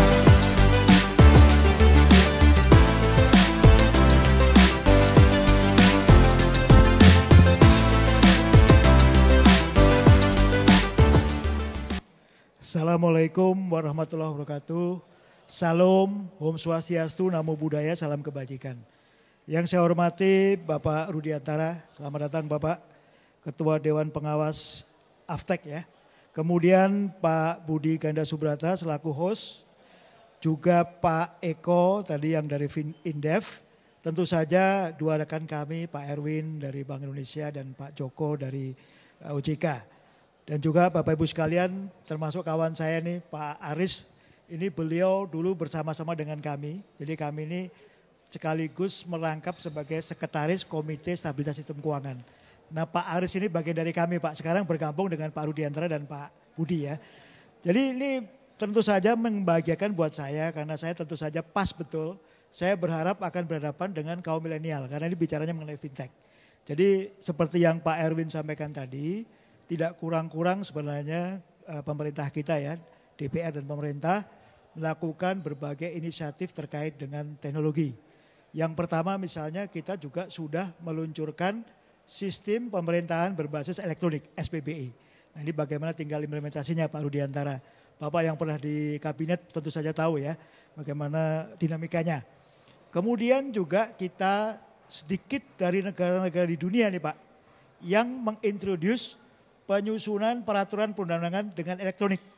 Jadi kita ini sekarang hanya 2 negara di dunia ini yang melakukan penyusunan peraturan perundang-undangan elektronik yaitu Indonesia dan Estonia. Kalau Estonia itu by default karena ketika Uni Soviet itu pergi dari Estonia, semua data itu dibawa oleh Uni Soviet dihilangkan. Sehingga Estonia sebagai sebuah negara baru di Baltik, kemudian mereka menggunakan sepenuhnya penyusunan peraturan perundang-undangan dengan elektronik. Nah kita juga begitu Pak, di undang-undang mengenai penyusunan peraturan perundang-undangan diperkenalkan bahwa kita bisa menyusun undang-undang dengan elektronik. Nanti tolong dicek ya, ini kebetulan milenial mungkin kalau belum udah lama nggak pernah dapat penugasan dari dosennya, nanti saya tugasin baca pasal 97B ya, undang-undang mengenai peraturan undang-undangan. Yang tidak kalah penting tadi disampaikan oleh Pak Joko dan Pak Erwin, kita sudah punya namanya undang-undang pengembangan dan penguatan sektor keuangan atau P2SK. Pak Rudiantara ini berita baru ya. Di tahun lalu di tanggal 12 Januari 2003 kita sudah punya undang-undang baru. Ini merupakan game changer, ini merupakan nanti berita gembira kepada asosiasi fintech juga. Karena di dalam undang-undang itu seperti Pak Joko tadi sampaikan, itu ada pengaturan antara lain fintech termasuk juga inovasi teknologi sektor keuangan ya, ITSK. Nah bahkan jabatan Pak Joko ini sekarang sudah mengakomodir juga selain fintech juga ITSK tadi juga kripto. Jadi Indonesia itu merupakan salah satu dari sedikit negara di dunia yang sudah mengatur aset kripto. Jadi bukan cryptocurrency ya karena currency semua ada di Bank Indonesia. Jadi kripto aset itu di undang-undangnya. Jadi mungkin nanti ke depan kita sedang menyusun RPP. Jadi kalau undang-undang itu ada peraturan pelaksana berupa RPP. Saya harapkan nih para milenial sekalian ya bisa ikut partisipasi. Karena kan memang di sebuah pemerintahan demokrasi itu penyusunan perundang-undangan itu akan menggather semua pendapat masyarakat. Jadi right to be heard, right to be considered, right to be explained. Jadi kami nanti akan terus melakukan komunikasi dengan Bapak Ibu sekalian. Ini Bapak Ibu atau kawan-kawan saya sebut ya. Mungkin kawan-kawan. Itu yang barangkali nanti menjadi penting ya buat Bapak Ibu sekalian. Jadi tadi saya sampaikan bahwa untuk pertama kalinya ada 10 pasal di undang-undang itu. Jadi undang-undang pengembangan dan penguatan sektor keuangan itu bentuknya adalah omnibus. Dan dia merangkum kira-kira 17 undang-undang. 17 undang-undang sektor keuangan dari tahun 92 sampai 2023 yang diubah. Pak Erwin dulu ikut undang-undang perbankan tahun 92. Ini Pak Erwin ini casingnya aja muda, tapi sebenarnya jiwanya sudah tahun 92 sudah ada. Jadi kita mengubah undang-undang yang semenjak tahun 92 sampai beberapa undang-undang setelah itu yang dalam kita rangkum dalam satu undang-undang. Termasuk di sana memberikan pengaturan game changer tadi. Bahwa di sana ada ketentuan dengan level undang-undang yang mengatur mengenai fintech. Jadi kalau undang-undang itu punya kesempatan kita mengatur enforcement-nya. Enforcement-nya. Di situ ada ketentuan mengenai pidana. Pidana itu jangan dianggap sebagai sesuatu yang buruk ya. Karena dengan ancaman pidana itu akan memberikan deterrent effect kepada masyarakat untuk mencegah adanya tadi tindak pidana. Itu ya. Jadi ini mungkin satu hal yang sangat menggembirakan buat kita semua ya. Ada penyusunan peraturan perundang-undangan berbasis elektronik, ada game changer, pengaturan finance ya, karena ini ada Aftek, finance-nya itu semua sudah kita atur di Undang-Undang P2SK tadi. Yang isinya 300 sekian pasal. Mungkin nanti saya tugaskan, boleh lagi saya tunjuk boleh nggak? Jadi ya, pasal-pasal itu tolong diperhatikan. Pak Joko menjabat yang dengan jabatan baru kapan? Tahun lalu. Nah mengapa? Karena di Undang-Undang P2SK itu kita menambah satu kepala eksekutif OJK Pak Erwin. Anggota Dewan Komisioner OJK yang khusus bicara mengenai fintech, mengenai tadi kripto, dan juga di situ kita juga untuk pertama kali Indonesia dulu kita punya undang-undang mata uang. Kalau undang-undang mata uang itu hanya diasumsikan dalam bentuk yang fisik, yang warkat ya.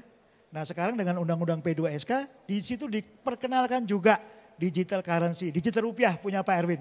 Jadi Pak Erwin sudah punya legal basis Pak. Jadi ini merupakan satu hal yang sangat mengembirakan ya. Bapak Ibu sekalian kalau kita lihat tadi dasar hukum yang disurvei oleh Pak Eko tadi ya. Itu sudah dijawab yaitu dengan adanya undang-undang P2SK. Tantangannya adalah nanti peraturan pemerintah, peraturan Bank Indonesia, peraturan OJK dikawal ya. Dikawal oleh Bapak Ibu sekalian. Ini kalau adik-adik saya kan kayak tua bener ya. Jadi kawan-kawan sekalian ya, kawan-kawan sekalian. Sorry Pak Rudiantara mungkin Bapak tidak termasuk kawan Bapak-Bapak gitu. Gitu ya. Ini kira-kira jadi memang kalau kita lihat undang-undang P2SK tadi itu untuk merespon tantangan global. Jadi kenapa tadi saya mengambil tema mengenai tantangan global. Kita ini bagian dari masyarakat dunia. Kita nggak bisa lepas dari persaingan dunia. Indonesia dengan negara keberapa penduduk terbesar di dunia? 4 ya, keempat terbesar di dunia.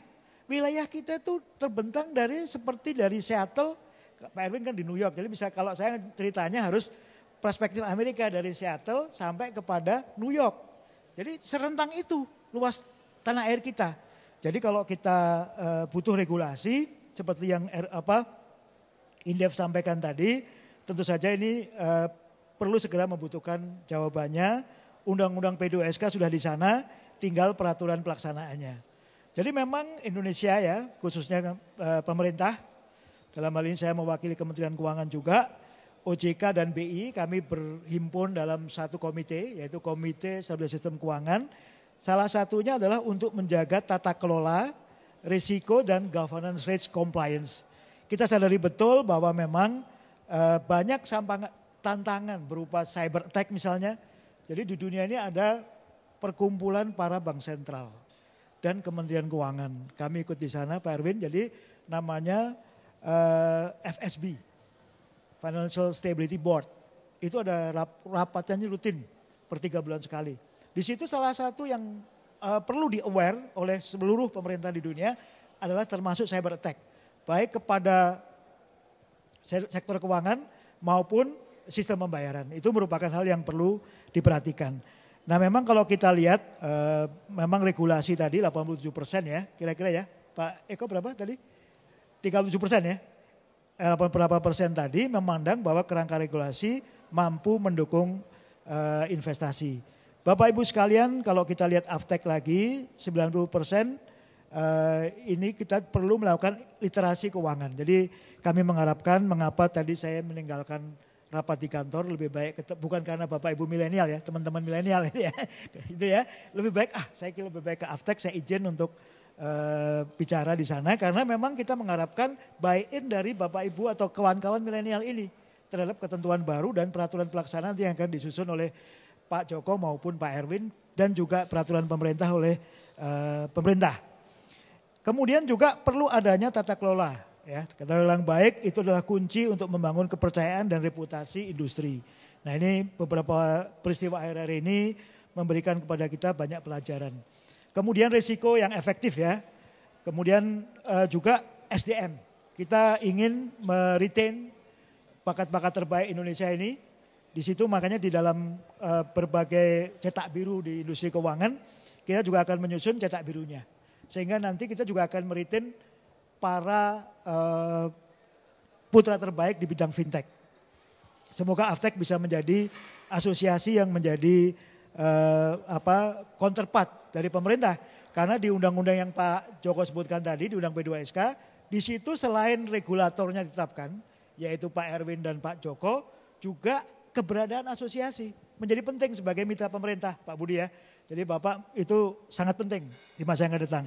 Demikian juga terkait kesetaraan gender dan inklusi ya. Juga ada kecerdasan buatan atau AI, tadi ada SPBE di sektor pemerintahan. Nah kemudian kami sampaikan juga bahwa Undang-Undang 4 tahun 2023 mengenai pengembangan dan penguatan sektor keuangan, kita sebut sebagai Undang-Undang P2SK, atau kalau bahasa internasionalnya kita sebut sebagai Financial Sector Omnibus Law, FSOL ya, itu merupakan salah satu upaya agar kita bisa berkompetisi dunia internasional. Kemudian juga mengenai keamanan data, selain ada undang-undang mengenai perlindungan data konsumen, di Undang-Undang P2SK juga disebutkan mengenai bagaimana kita melindungi perlindungan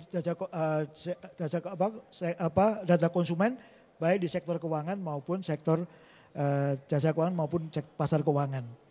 Nah kemudian tadi disebutkan juga mengenai prinsip ESG. Semalam kebetulan kami mewakili Menteri Keuangan juga Pak Rudiantara bertemu dengan Pak Rahmat Fitular, semua para senior di Kehati. Jadi ada Yayasan Kehati yang didirikan oleh Profesor Emil Salim. Nah ini merupakan satu langkah penting karena juga Kehati ternyata memang sangat akrab dengan financial industry. Karena di sana akan digali bagaimana peran sektor keuangan dan untuk memelihara keanekaragaman hayati. Saya yakin para millennials ini, kecuali beberapa yang sudah nggak milenial ya, para millennials ini dan juga Gen Z ini akan sangat buy-in dengan konsep-konsep mengenai ESG itu ya. Saya sebenarnya sudah menyiapkan pidato sepanjang 2 jam, tapi saya yakin Bapak Ibu sekalian kemudian nanti akan, wah ini kayaknya banyak ceramah nih. Nah ini mungkin saya lebih kepada himbauan dan tantangan buat Bapak Ibu, buat kawan-kawan sekalian ya Bapak Ibu, agar penyusunan peraturan pelaksanaan Undang-Undang P2SK kita kawal. Right to be heard, right to be considered, right to be explained. Jadi itulah cermin sebuah negara demokrasi, jangan tanya ngeluh di media sosial ya, kami nggak diikutsertakan dalam peraturan pelaksanaannya. Bahkan ketika undang-undang itu pun disusun di DPR, sudah kita tayangkan di berbagai platform. Gitu ya Bapak Ibu sekalian, sekali lagi terima kasih, mengembirakan ketemu lagi dengan Pak Rudiantara ya. Semoga ini bisa menginspirasi Bapak bagi kita semua, terutama dalam pelaksanaan SPBE, kemudian tadi penyusunan peraturan Undang-Undang Masalah Digital, Undang-Undang P2SK yang akan memudahkan kita nanti berkomunikasi, apalagi kita sudah punya ibu kota negara baru. Terima kasih, Assalamualaikum warahmatullahi wabarakatuh.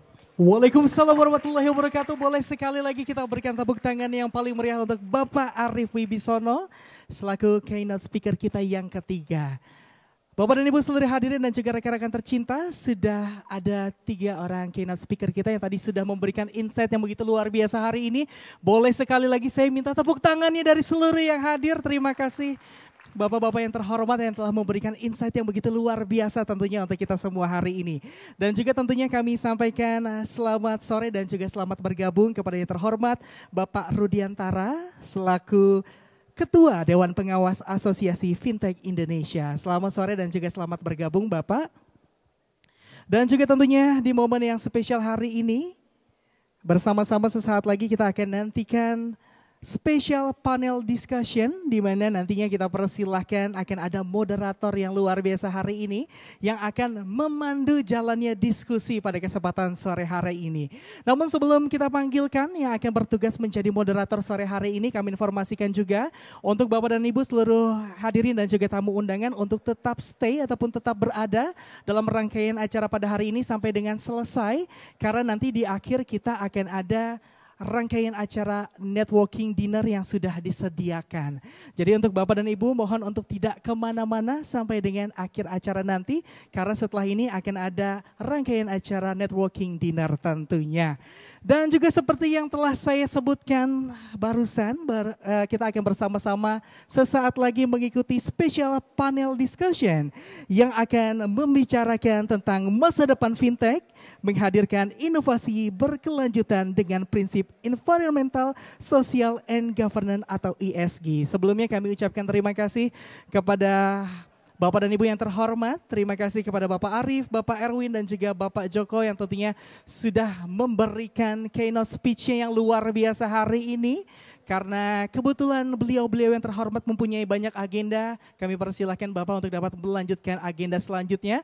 Boleh sekali lagi yuk kita berikan tepuk tangan yang paling meriah untuk keynote speaker kita yang luar biasa sore hari ini. Yes, untuk teman-teman dan juga rekan-rekan lainnya, mohon untuk tidak pulang sampai dengan akhir acara nanti, karena sudah disediakan dinner. Jadi nanti yang ingin makan malam bersama sambil bernetworking kami persilakan untuk dapat mengikuti rangkaian acaranya sesaat lagi.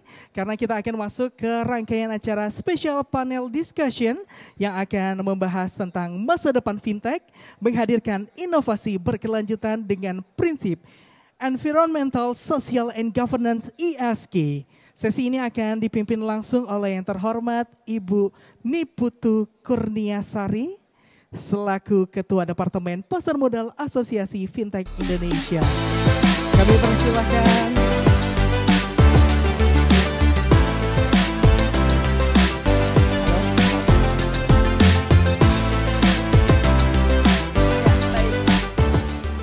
Sore Bapak dan Ibu dan para hadirin sekalian. Jadi perkenalkan saya Niputu Kurniasari, saya Kepala Departemen dari Aftek yang akan memimpin memoderatori dari diskusi panel sore ini. Jadi memang perkembangan dan penerapan ESG, sebetulnya ESG itu lahir bersamaan juga dengan digitalisasi. Jadi karena memang ini sesuatu hal yang baru, seperti juga dengan digitalisasi kita juga mulai lebih lebih kenal dan juga lebih akhirnya lebih sadar terhadap lingkungan dan juga kebaikan dari sisi bagaimana kita memperoleh dari sisi perusahaan yang baik. Nah, kalau kita lihat sebenarnya penerapan dari ESG ini sudah banyak dilakukan di perusahaan publik, terutama di area saya juga di pasar modal, di mana perusahaan-perusahaan publik sudah diwajibkan untuk melakukan ESG. Dan kalau lihat dari sisi fund juga sudah mulai banyak yang mulai underlying-nya adalah hal-hal yang terkait dengan ESG, karena itu menjadi satu hal yang penting dari sisi investor bagaimana penerapan dari ESG dilakukan oleh perusahaan tersebut. Karena diyakini terutama oleh juga investor asing bahwa perusahaan yang menerapkan ESG dalam jangka panjang juga dia memiliki kemampuan yang baik dan juga kuat dalam menghadapi berbagai tantangan yang ada di dalam perusahaan tersebut. Jadi itulah maka dari itu panel kali ini kami akan mulai dengan tema masa depan fintech menghadirkan inovasi berkelanjutan dengan prinsip ESG. Karena tadi sudah disampaikan oleh Mas Eko, ternyata walaupun kami berada di industri yang baru, fintech berada di industri yang baru, tapi penerapan ESG sudah mencapai hampir 27% dari total anggota kami di fintech. Nah, ini karena memang kalau kita lihat kita akan bahas bagaimana cara meningkatkan lagi awareness, karena memang kita rasa ESG adalah penting, dan nanti kita juga akan membicarakan bagaimana sih tantangan dan juga potensi terutama bagi industri kami yang masih baru di fintech, penerapan dari ESG sendiri dan juga nanti potensinya ketika kita sudah menerapkan ESG apa yang akan menjadi baik bagi dari sisi perusahaan maupun juga dari sisi industri fintech Indonesia sendiri. Oleh karena itu tanpa berlama waktu lagi saya panggilkan dari sisi narasumber kita. Yang pertama ada Ibu Katrina Inandia, Head of Impact Sustainability dari Amarta. Boleh dipersilakan. Ya.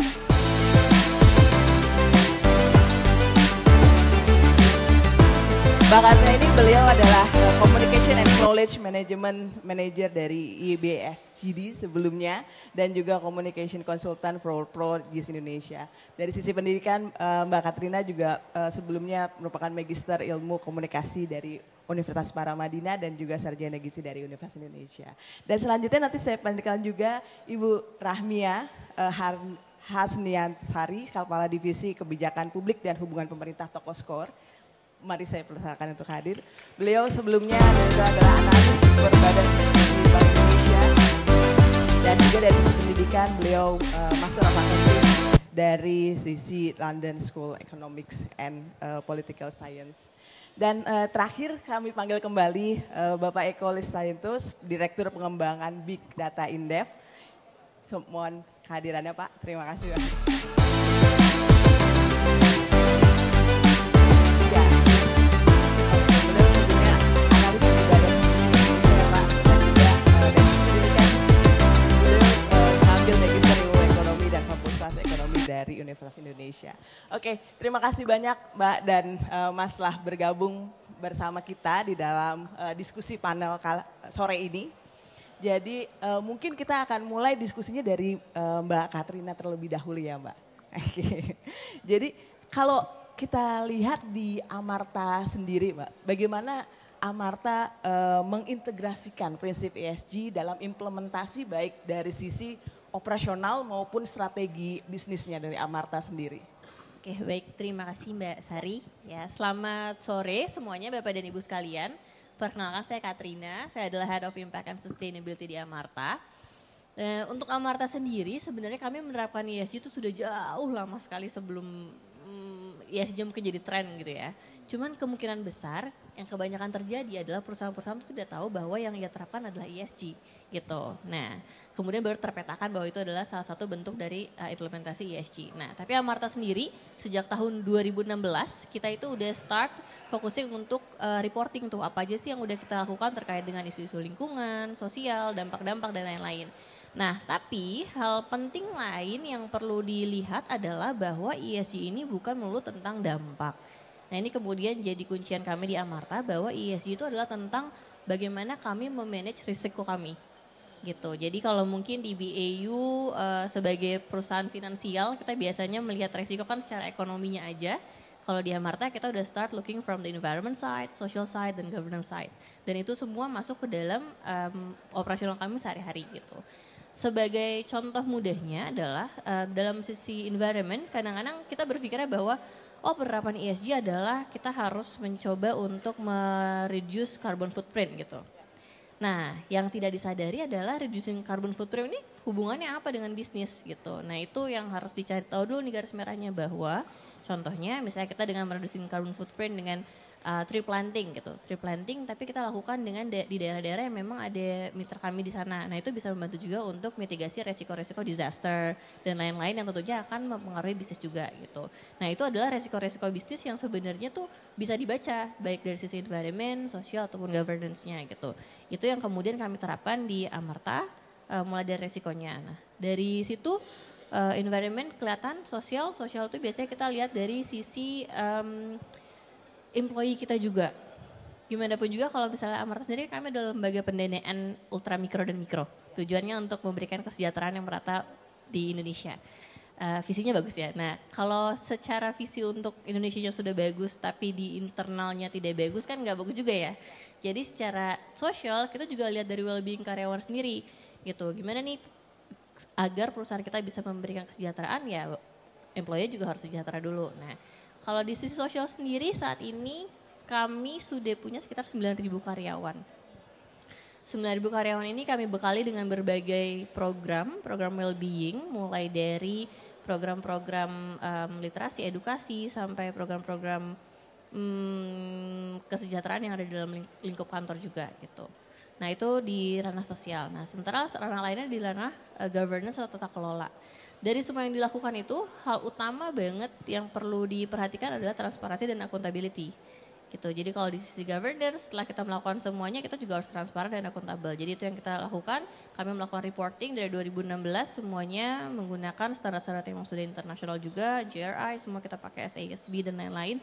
Jadi pada saat investor ataupun stakeholder lain lihat, mereka tuh bisa dengan mudah melihat bahwa memang yang kami lakukan ini adalah part of risk mitigation dan juga ada dampak positifnya juga terlihat di sana. Kurang lebih mungkin itu dulu kali ya Mas Ari. Oh, iya. Tapi berarti jadinya karena tadi sampai ke karyawan dan itu evaluasi efektivitasnya tuh bisa dilakukan gimana Mbak? Apakah ada ininya kalau di Amarta KPI atau seperti itu? Ada, jadi semuanya ya. Amarta tuh suka banget main sama data ya, jadi kita suka banget data, apa-apa tuh dihitung. Nah jadi kita selalu menghitung dari before dan afternya, pre and post gitu. Dari sosial misalnya employee gitu, employee itu kita selalu punya survei yang namanya well-being survey untuk employee. Jadi setiap tahun kita selalu ngecek nih karyawan kita bahagia atau enggak gitu. Oh gitu. Jangan sampai mereka bekerja tapi mereka tertekan gitu. Jadi kita harus lihat dulu mereka harus bahagia. Terus kita cek dulu demand-nya. Oke, kalau misalnya ada kebutuhan mereka apa nih? Nah itu yang kemudian kita address di program-program sosial berikutnya untuk karyawan gitu. Nah kalau environment contohnya apa yang kita lihat? Ya kita lihat adalah tadi dari carbon footprint-nya. Kita sudah seperti apa nih sekarang? Kita perlu offset berapa banyak sih di tahun depan kayak gitu. Terus kayak mitigasi resiko di daerah-daerah yang climate affected tuh di sebelah mana sih? Nah itu yang bisa jadi benchmark yang kemudian kami hitung setiap tahunnya. Nah jadi setiap tahun itu semua kita hitung, kita report dalam report yang nggak cuma ESG tapi kita EESG, Economic, Environment, Social, and Governance. Economical kita lihat dampak kita terhadap mitra. Saat ini kita ada sekitar 2 juta mitra di Amarta. Setiap tahun at least 60% pasti ada peningkatan pendapatan sampai 60%. Setiap tahun juga setidaknya dari 2 juta itu ada 150.000 yang naik level. Dari yang tadinya ultra mikro menjadi small enterprises. Terus dari ekonomi side juga dari 2 juta itu setidaknya ada sekitar 80 ribuan itu yang akhirnya bisa punya employee pertama. Kan mereka levelnya ultra mikro kan kayak bayanginnya warung gitu ya Pak ya. Nah dari yang tadinya nggak punya karyawan jadi bisa punya karyawan. Nah itu dampak-dampak yang kita lihat secara ekonomi. Kemudian ada yang secara environment tadi aku udah cerita ya. Terus secara sosial dan secara governance-nya juga kita biasanya governance sekarang ngomongin tata kelola dan accountability kita bisa lihat dari berapa banyak certification yang kita dapat atau awards dari luar. Jadi kita sering dapat dari luar juga nih. Padahal kita nggak apply tapi kita dapat. Nah kayak gitu-gitu bisa jadi salah satu benchmark yang kita jadikan patokan gitu sebenarnya apa sih yang udah terjadi di Amarta. Gitu. Oke, nah mungkin kita lanjut ke Mbak Mia dulu ya Mbak. Ya, jadi boleh, kalau Mbak. di toko skor sendiri sebenarnya mungkin biar teman-teman fintech yang lain juga bisa belajar ya Mbak. Jadi dari penerapan prinsip ESG ini apa yang bisa meningkatkan kepercayaan investor gitu ya Mbak, sehingga jadi memang ini cukup penting penerapan dari ESG sendiri kalau di toko skor. Oke, mungkin aku perkenalkan diri dan perkenalkan toko skor dulu ya. Selamat sore Bapak Ibu di sini. Izin Chef Rudiantara, terima kasih ya sudah hadir teman-teman dari industri dan dari Aftek gitu ya.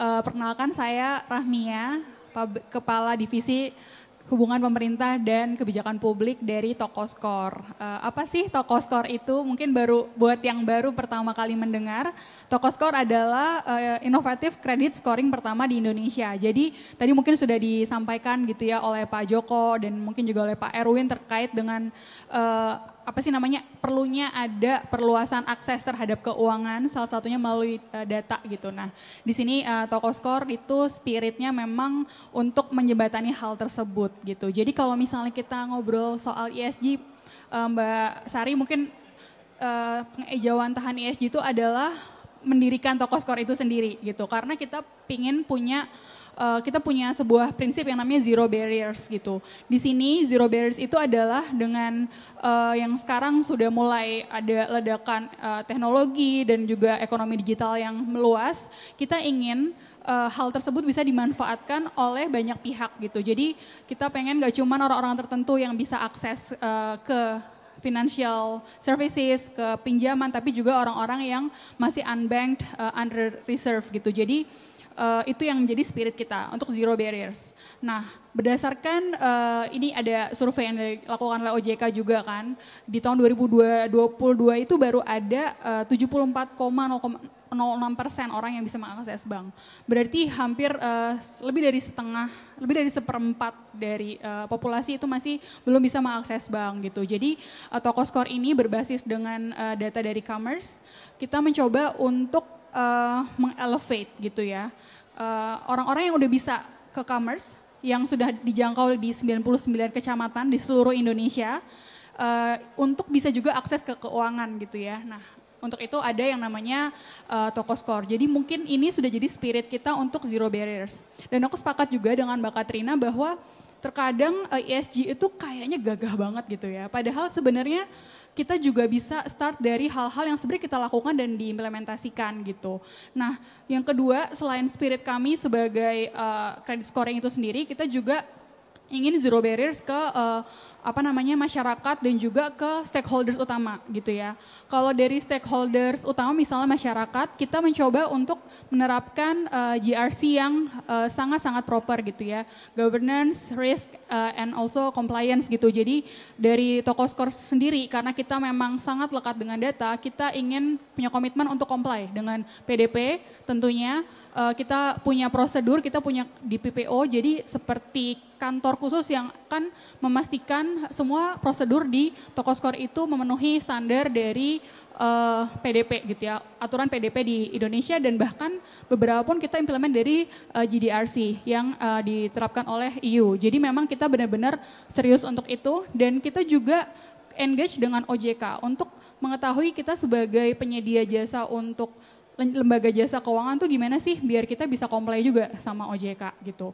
Nah mungkin dari sisi internal, dari sisi eksternal kita juga kerjasama dengan OJK dan Aftek ya di sini kita melakukan sosialisasi penjajakan kerjasama kepada berbagai LKM, kemudian BPD, BPR gitu. Jadi kerjasama kita perluas ke lembaga jasa keuangan yang menjangkau masyarakat di area-area di rural gitu. Jadi itu adalah spirit dari social responsibility kami.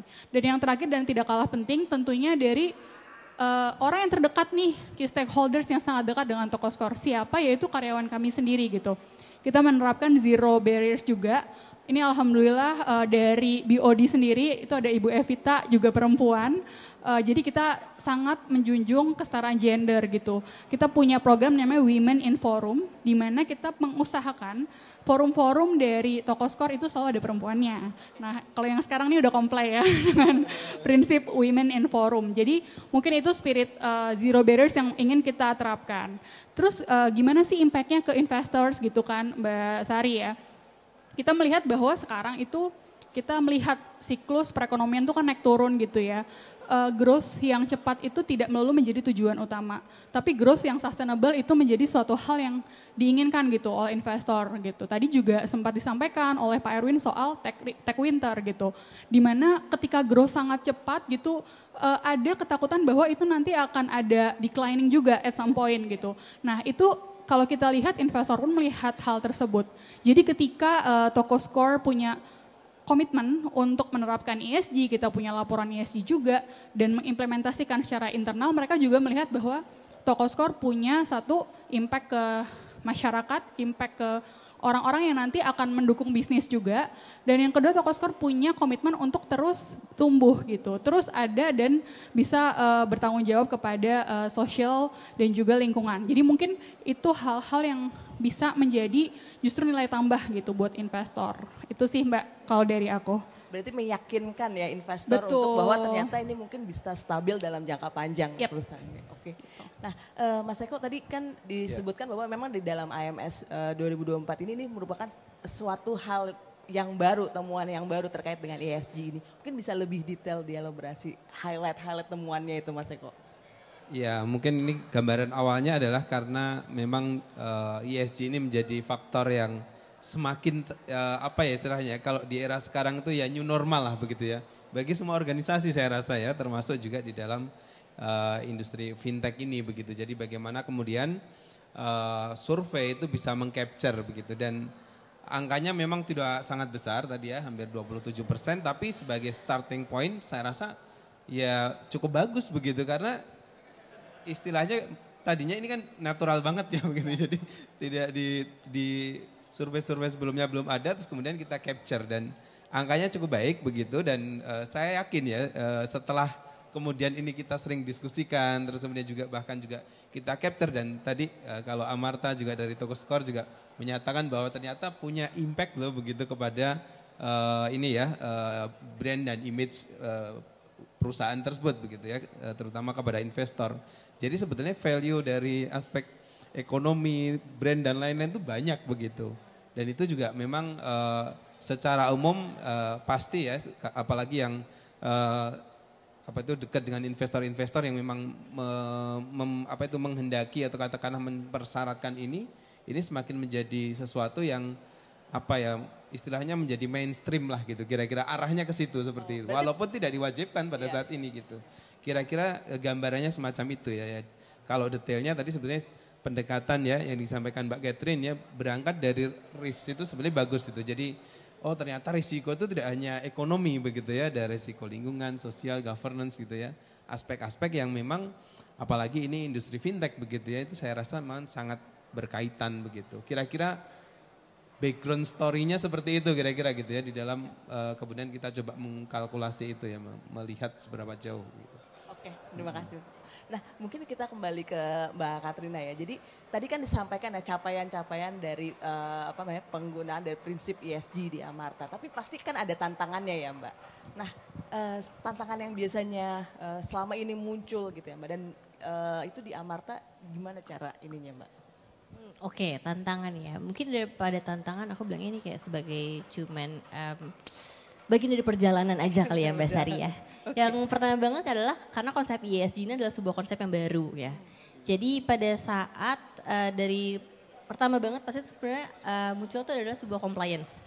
ESG itu biasanya dimulai journey-nya itu adalah karena sebuah compliance. Nah dari sebuah compliance yang dimana kita diminta untuk mencari tahu resiko dari bisnis kita sendiri di bagian environment, social, dan governance itu akan menjadi sesuatu yang awal mulanya lumayan cukup butuh meyakinkan tim-tim lain dulu nih gitu kan. Karena ini akan bersinggungan dengan seluruh bagian dari bisnis gitu. Nggak cuma tim, kebetulan saya dari tim Impact and Sustainability ya Bapak dan Ibu. Jadi memang hari-harinya ngurusin ESG gitu. Tapi yang namanya ESG itu adalah sesuatu yang sangat integral dengan seluruh division gitu. Jadi nggak bisa cuma dikerjakan aja, kalau zaman dulu mungkin dikerjain sama tim CSR gitu yang dianggapnya cuman kayak ya cuma sekedar ya compliance untuk kita memberikan bantuan terkait dengan lingkungan, terkait dengan sosial. Nah tapi ESG itu way beyond that. ESG itu memang sudah harus tap in ke dalam bisnisnya. Nah ini adalah kemudian gimana caranya supaya bisnis ini dari semua lininya harus mengerti bahwa ESG itu penting gitu. Jadi harus dikasih pemahaman yang sama dulu nih. Mau dari tim lendingnya, tim fundingnya, operationalnya, tech-nya, bahkan sampai ke HR-nya, semua tuh harus tahu bahwa every each of you itu memiliki dampak terkait dengan ESG ini gitu. Jadi pertama itu yang harus disamakan dulu tuh prinsipnya, semua harus paham seperti apa. Nanti kalau sudah mengerti bahwa oke, ini semua kita harus bekerja bersama-sama, baru kita bisa set target tuh. Set target bersama-sama nih, oke di bidang HR ternyata yang terkait dengan ESG adalah tentang employee well-being yang tadi sempat aku cerita gitu ya. Employee well-being, berarti apa aja nih target yang harus kita set? Apa sih gap yang belum kita capai? Nah untuk gapnya itu kan nanti ada berbagai standar lagi tuh. Mungkin kita pakai standar dari ILO, nanti mungkin kita bisa juga terkait dengan women empowerment, WEP gitu kan. Nanti kelihatan tuh gapnya, oh ternyata terkait dengan employment, employee, kita punya gapnya lalala ini. Itu dibikin sebagai OKR untuk kemudian di-address gapnya. Begitu juga di sisi environment. Nah nanti again itu semua pasti yang ngerjain gak cuma satu division, gak cuma divisi ESG-nya aja, tapi seluruh company-nya. Jadi salah satu yang mungkin harus dijadikan fokus utama adalah kerjasama antara keseluruhan bisnis itu sendiri sih, gitu Mas Ari. Thank you. Nah, Mbak, kalau di Tokoskor kan tadi disebutkan bahwa memang prinsip ESG sudah masuk dalam strategi perusahaan juga. Cuman tadi seperti yang disampaikan Mbak Katrina itu kalau di Tokoskor tuh apa contoh inisiatifnya untuk bisa menyadarkan karyawan maupun konsumen dan seluruh stakeholders dari Tokoskor sendiri tentang penerapan Oke, jadi mungkin kalau di sini, jadi Tokoskor tuh punya spirit yang sebenarnya fulfill ESG gitu ya. Walaupun mungkin kalau kita lihat visi misinya tidak letterlock seperti itu. Dan ini sebagai, saya juga mau share untuk fintech ya, fintech yang mungkin masih baru jenisnya, baru bentuknya gitu ya, di mana mungkin kita belum punya luxury untuk punya divisi khusus ESG gitu ya, atau corporate atau CSR seperti tadi Mbak Katrina sudah mention. Dan di sini tuh mungkin yang banyak in charge justru misalnya saya gitu ya, sebagai orang yang lebih mengurusi masalah regulatory compliance, tapi berhadapan langsung dengan OJK, di mana thankfully OJK juga push untuk melakukan itu, dan itu membuat company juga mau nggak mau harus adapt ya dengan hal tersebut. Nah yang menjadi tantangan di kita adalah meyakinkan stakeholders sama juga justru internal gitu. Gimana kayak merefleksikan bahwa sebetulnya every single things yang kita lakukan itu kan dari awal berdirinya Tokoskor itu sebenarnya pengen punya dampak gitu ya kepada masyarakat, itu satu. Kedua, untuk mendefinisikan measurementnya itu apa aja, karena akan sangat berbeda gitu ya dari mungkin dari lending dan juga dari kita sebagai credit scoring, di mana konsumen kita itu kan bisnis to bisnis nih, bagaimana perusahaan to perusahaan, bukan ke konsumen langsung. Tapi kita tetap bisa punya effort gitu untuk itu. Tadi yang saya contohkan juga, misalnya kita coba buat expand market kita tidak cuman ke yang di daerah perkotaan gitu ya, seperti bank atau mungkin fintech yang sudah mapan, tapi juga ke BPR, BPD, itu kami rasa juga sebuah effort kami untuk bisa menjangkau kawasan yang masih belum banyak akses ke keuangannya gitu ya. Mereka mungkin masih bisa kita tingkatkan lagi. Nah, hal-hal tersebut yang kita coba buat build gitu, dan harapannya sih ke depannya kita punya framework yang sudah mapan gitu ya, seperti perusahaan yang sudah punya ESG framework yang disebutkan tadi, tapi memang sekarang challenge-nya justru karena masih rintisan sekali untuk ESG-nya, kita harus bisa mengejawantakan sebenarnya day to day itu apa sih yang kita lakukan, yang bisa kita masukkan ke dalam framework-nya, dan yang kedua, hal apa yang bisa kita expand. Mungkin lebih seperti itu sih Mbak Sari.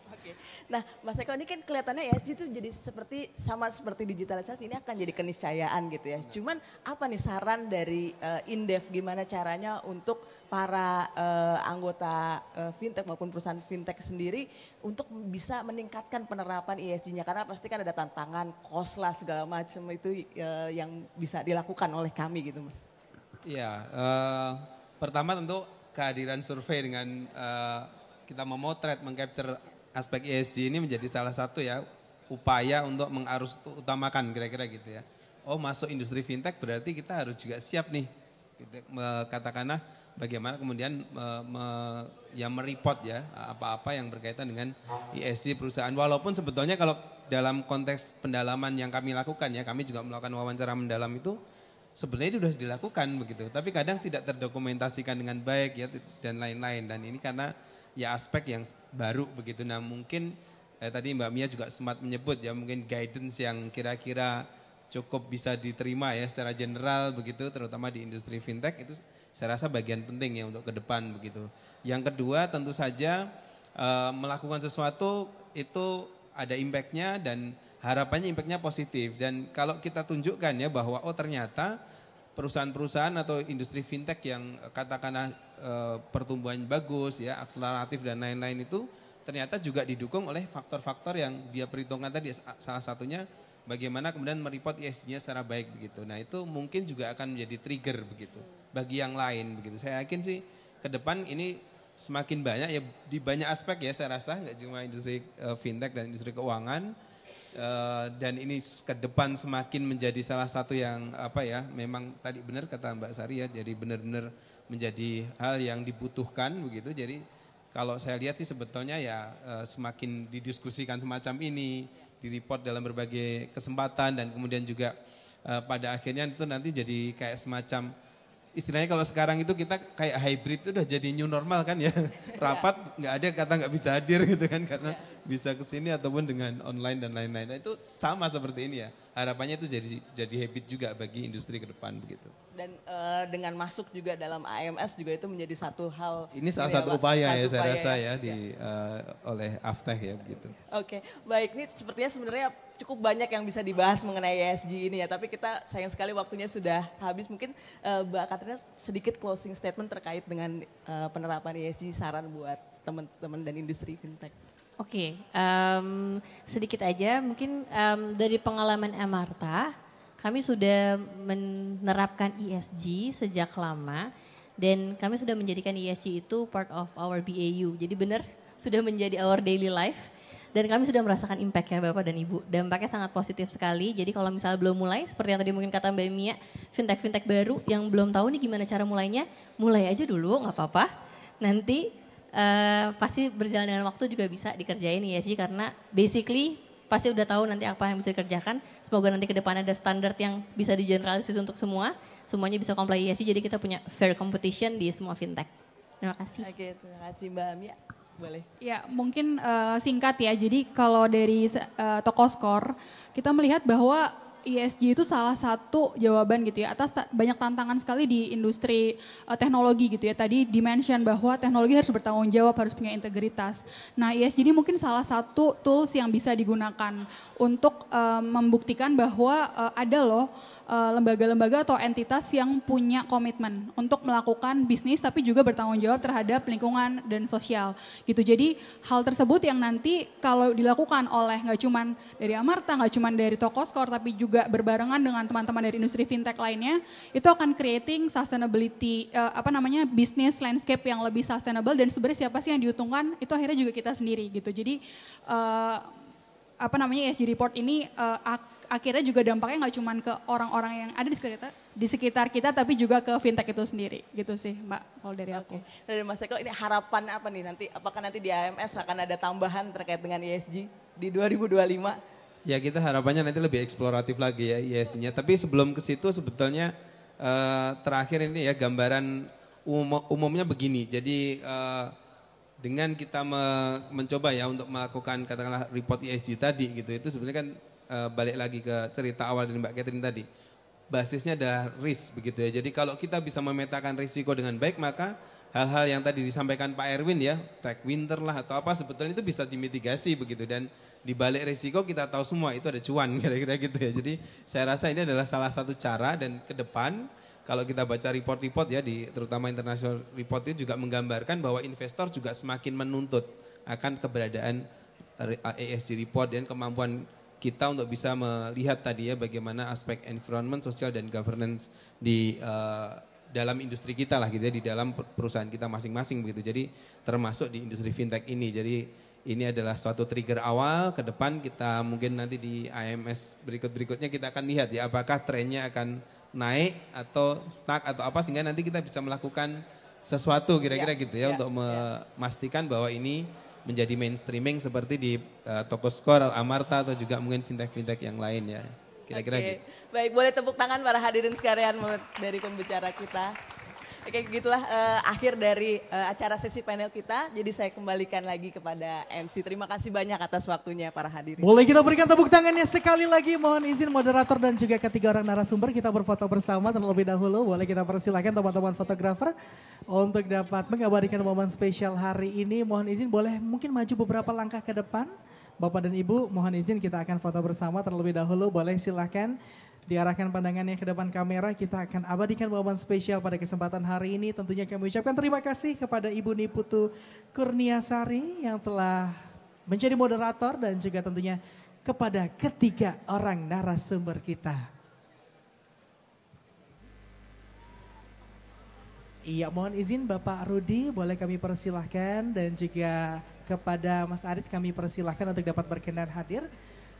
Kita persilahkan untuk dapat berfoto bersama terlebih dahulu, dan juga tentunya setelah ini bersama-sama kita akan persilahkan Bapak dan Ibu dan juga rekan-rekan tercinta untuk saling tentunya bernetworking, karena sudah disediakan dinner di area sisi sebelah kanan. Nantinya boleh kami persilahkan untuk dapat menukarkan kupon yang sudah diterima oleh rekan-rekan sekalian. Boleh kasih gaya bebasnya Bapak dan Ibu. Salam cuan. Boleh silahkan. Kita akan abadikan terlebih dahulu momen spesial pada kesempatan sore hari ini. Terima kasih sekali lagi. Boleh kita berikan tepuk tangan yang paling meriah menutup rangkaian acara pada kesempatan sore hari ini. Terima kasih Bapak dan Ibu. Boleh kami persilahkan untuk dapat kembali ke tempatnya. Iya, nanti mungkin Bapak dan Ibu yang punya banyak pertanyaan boleh silahkan disampaikan saat networking dinner yang sesaat lagi akan kita laksanakan. Namun sebelumnya Bapak dan Ibu seluruh hadirin yang terhormat, Aftek mengucapkan terima kasih tentunya kepada Indef, Bank Indonesia, Otoritas Jasa Keuangan, Women's World Banking, para narasumber in deep interview, Amarta, Tokoskor, Dana dan juga Autocash, serta seluruh anggota Aftek yang telah menjadi bagian dari Annual Member Survey 2024. Penerbitan Annual Member Survey 2024 ini juga didukung oleh The Bill and Melinda Gates Foundation atau BMGF. Terima kasih juga kami ucapkan kepada seluruh hadirin Bapak dan Ibu yang turut berpartisipasi dalam rangkaian acara hari ini. Yang tentunya setelah ini kami informasikan sekali lagi bahwa telah disediakan networking dinner di sisi sebelah kanan. Nantinya boleh kami persilahkan Bapak dan Ibu untuk dapat menukarkan kupon yang sudah dibagikan di awal. Izinkan kami, Reza Tama dan juga seluruh panitia yang luar biasa hari ini, boleh kita berikan tepuk tangannya untuk rekan-rekan panitia yang sudah tentunya berpartisipasi meramaikan rangkaian acara hari ini. Saya tutup rangkaian acara pada hari ini. Wassalamualaikum warahmatullahi wabarakatuh. Salam Om Santi Santi Om, Namo Buddhaya, salam kebajikan. Selamat malam dan juga kami persilakan Bapak dan Ibu untuk menikmati hidangan yang sudah disediakan sambil bernetworking bersama. Kami persilakan.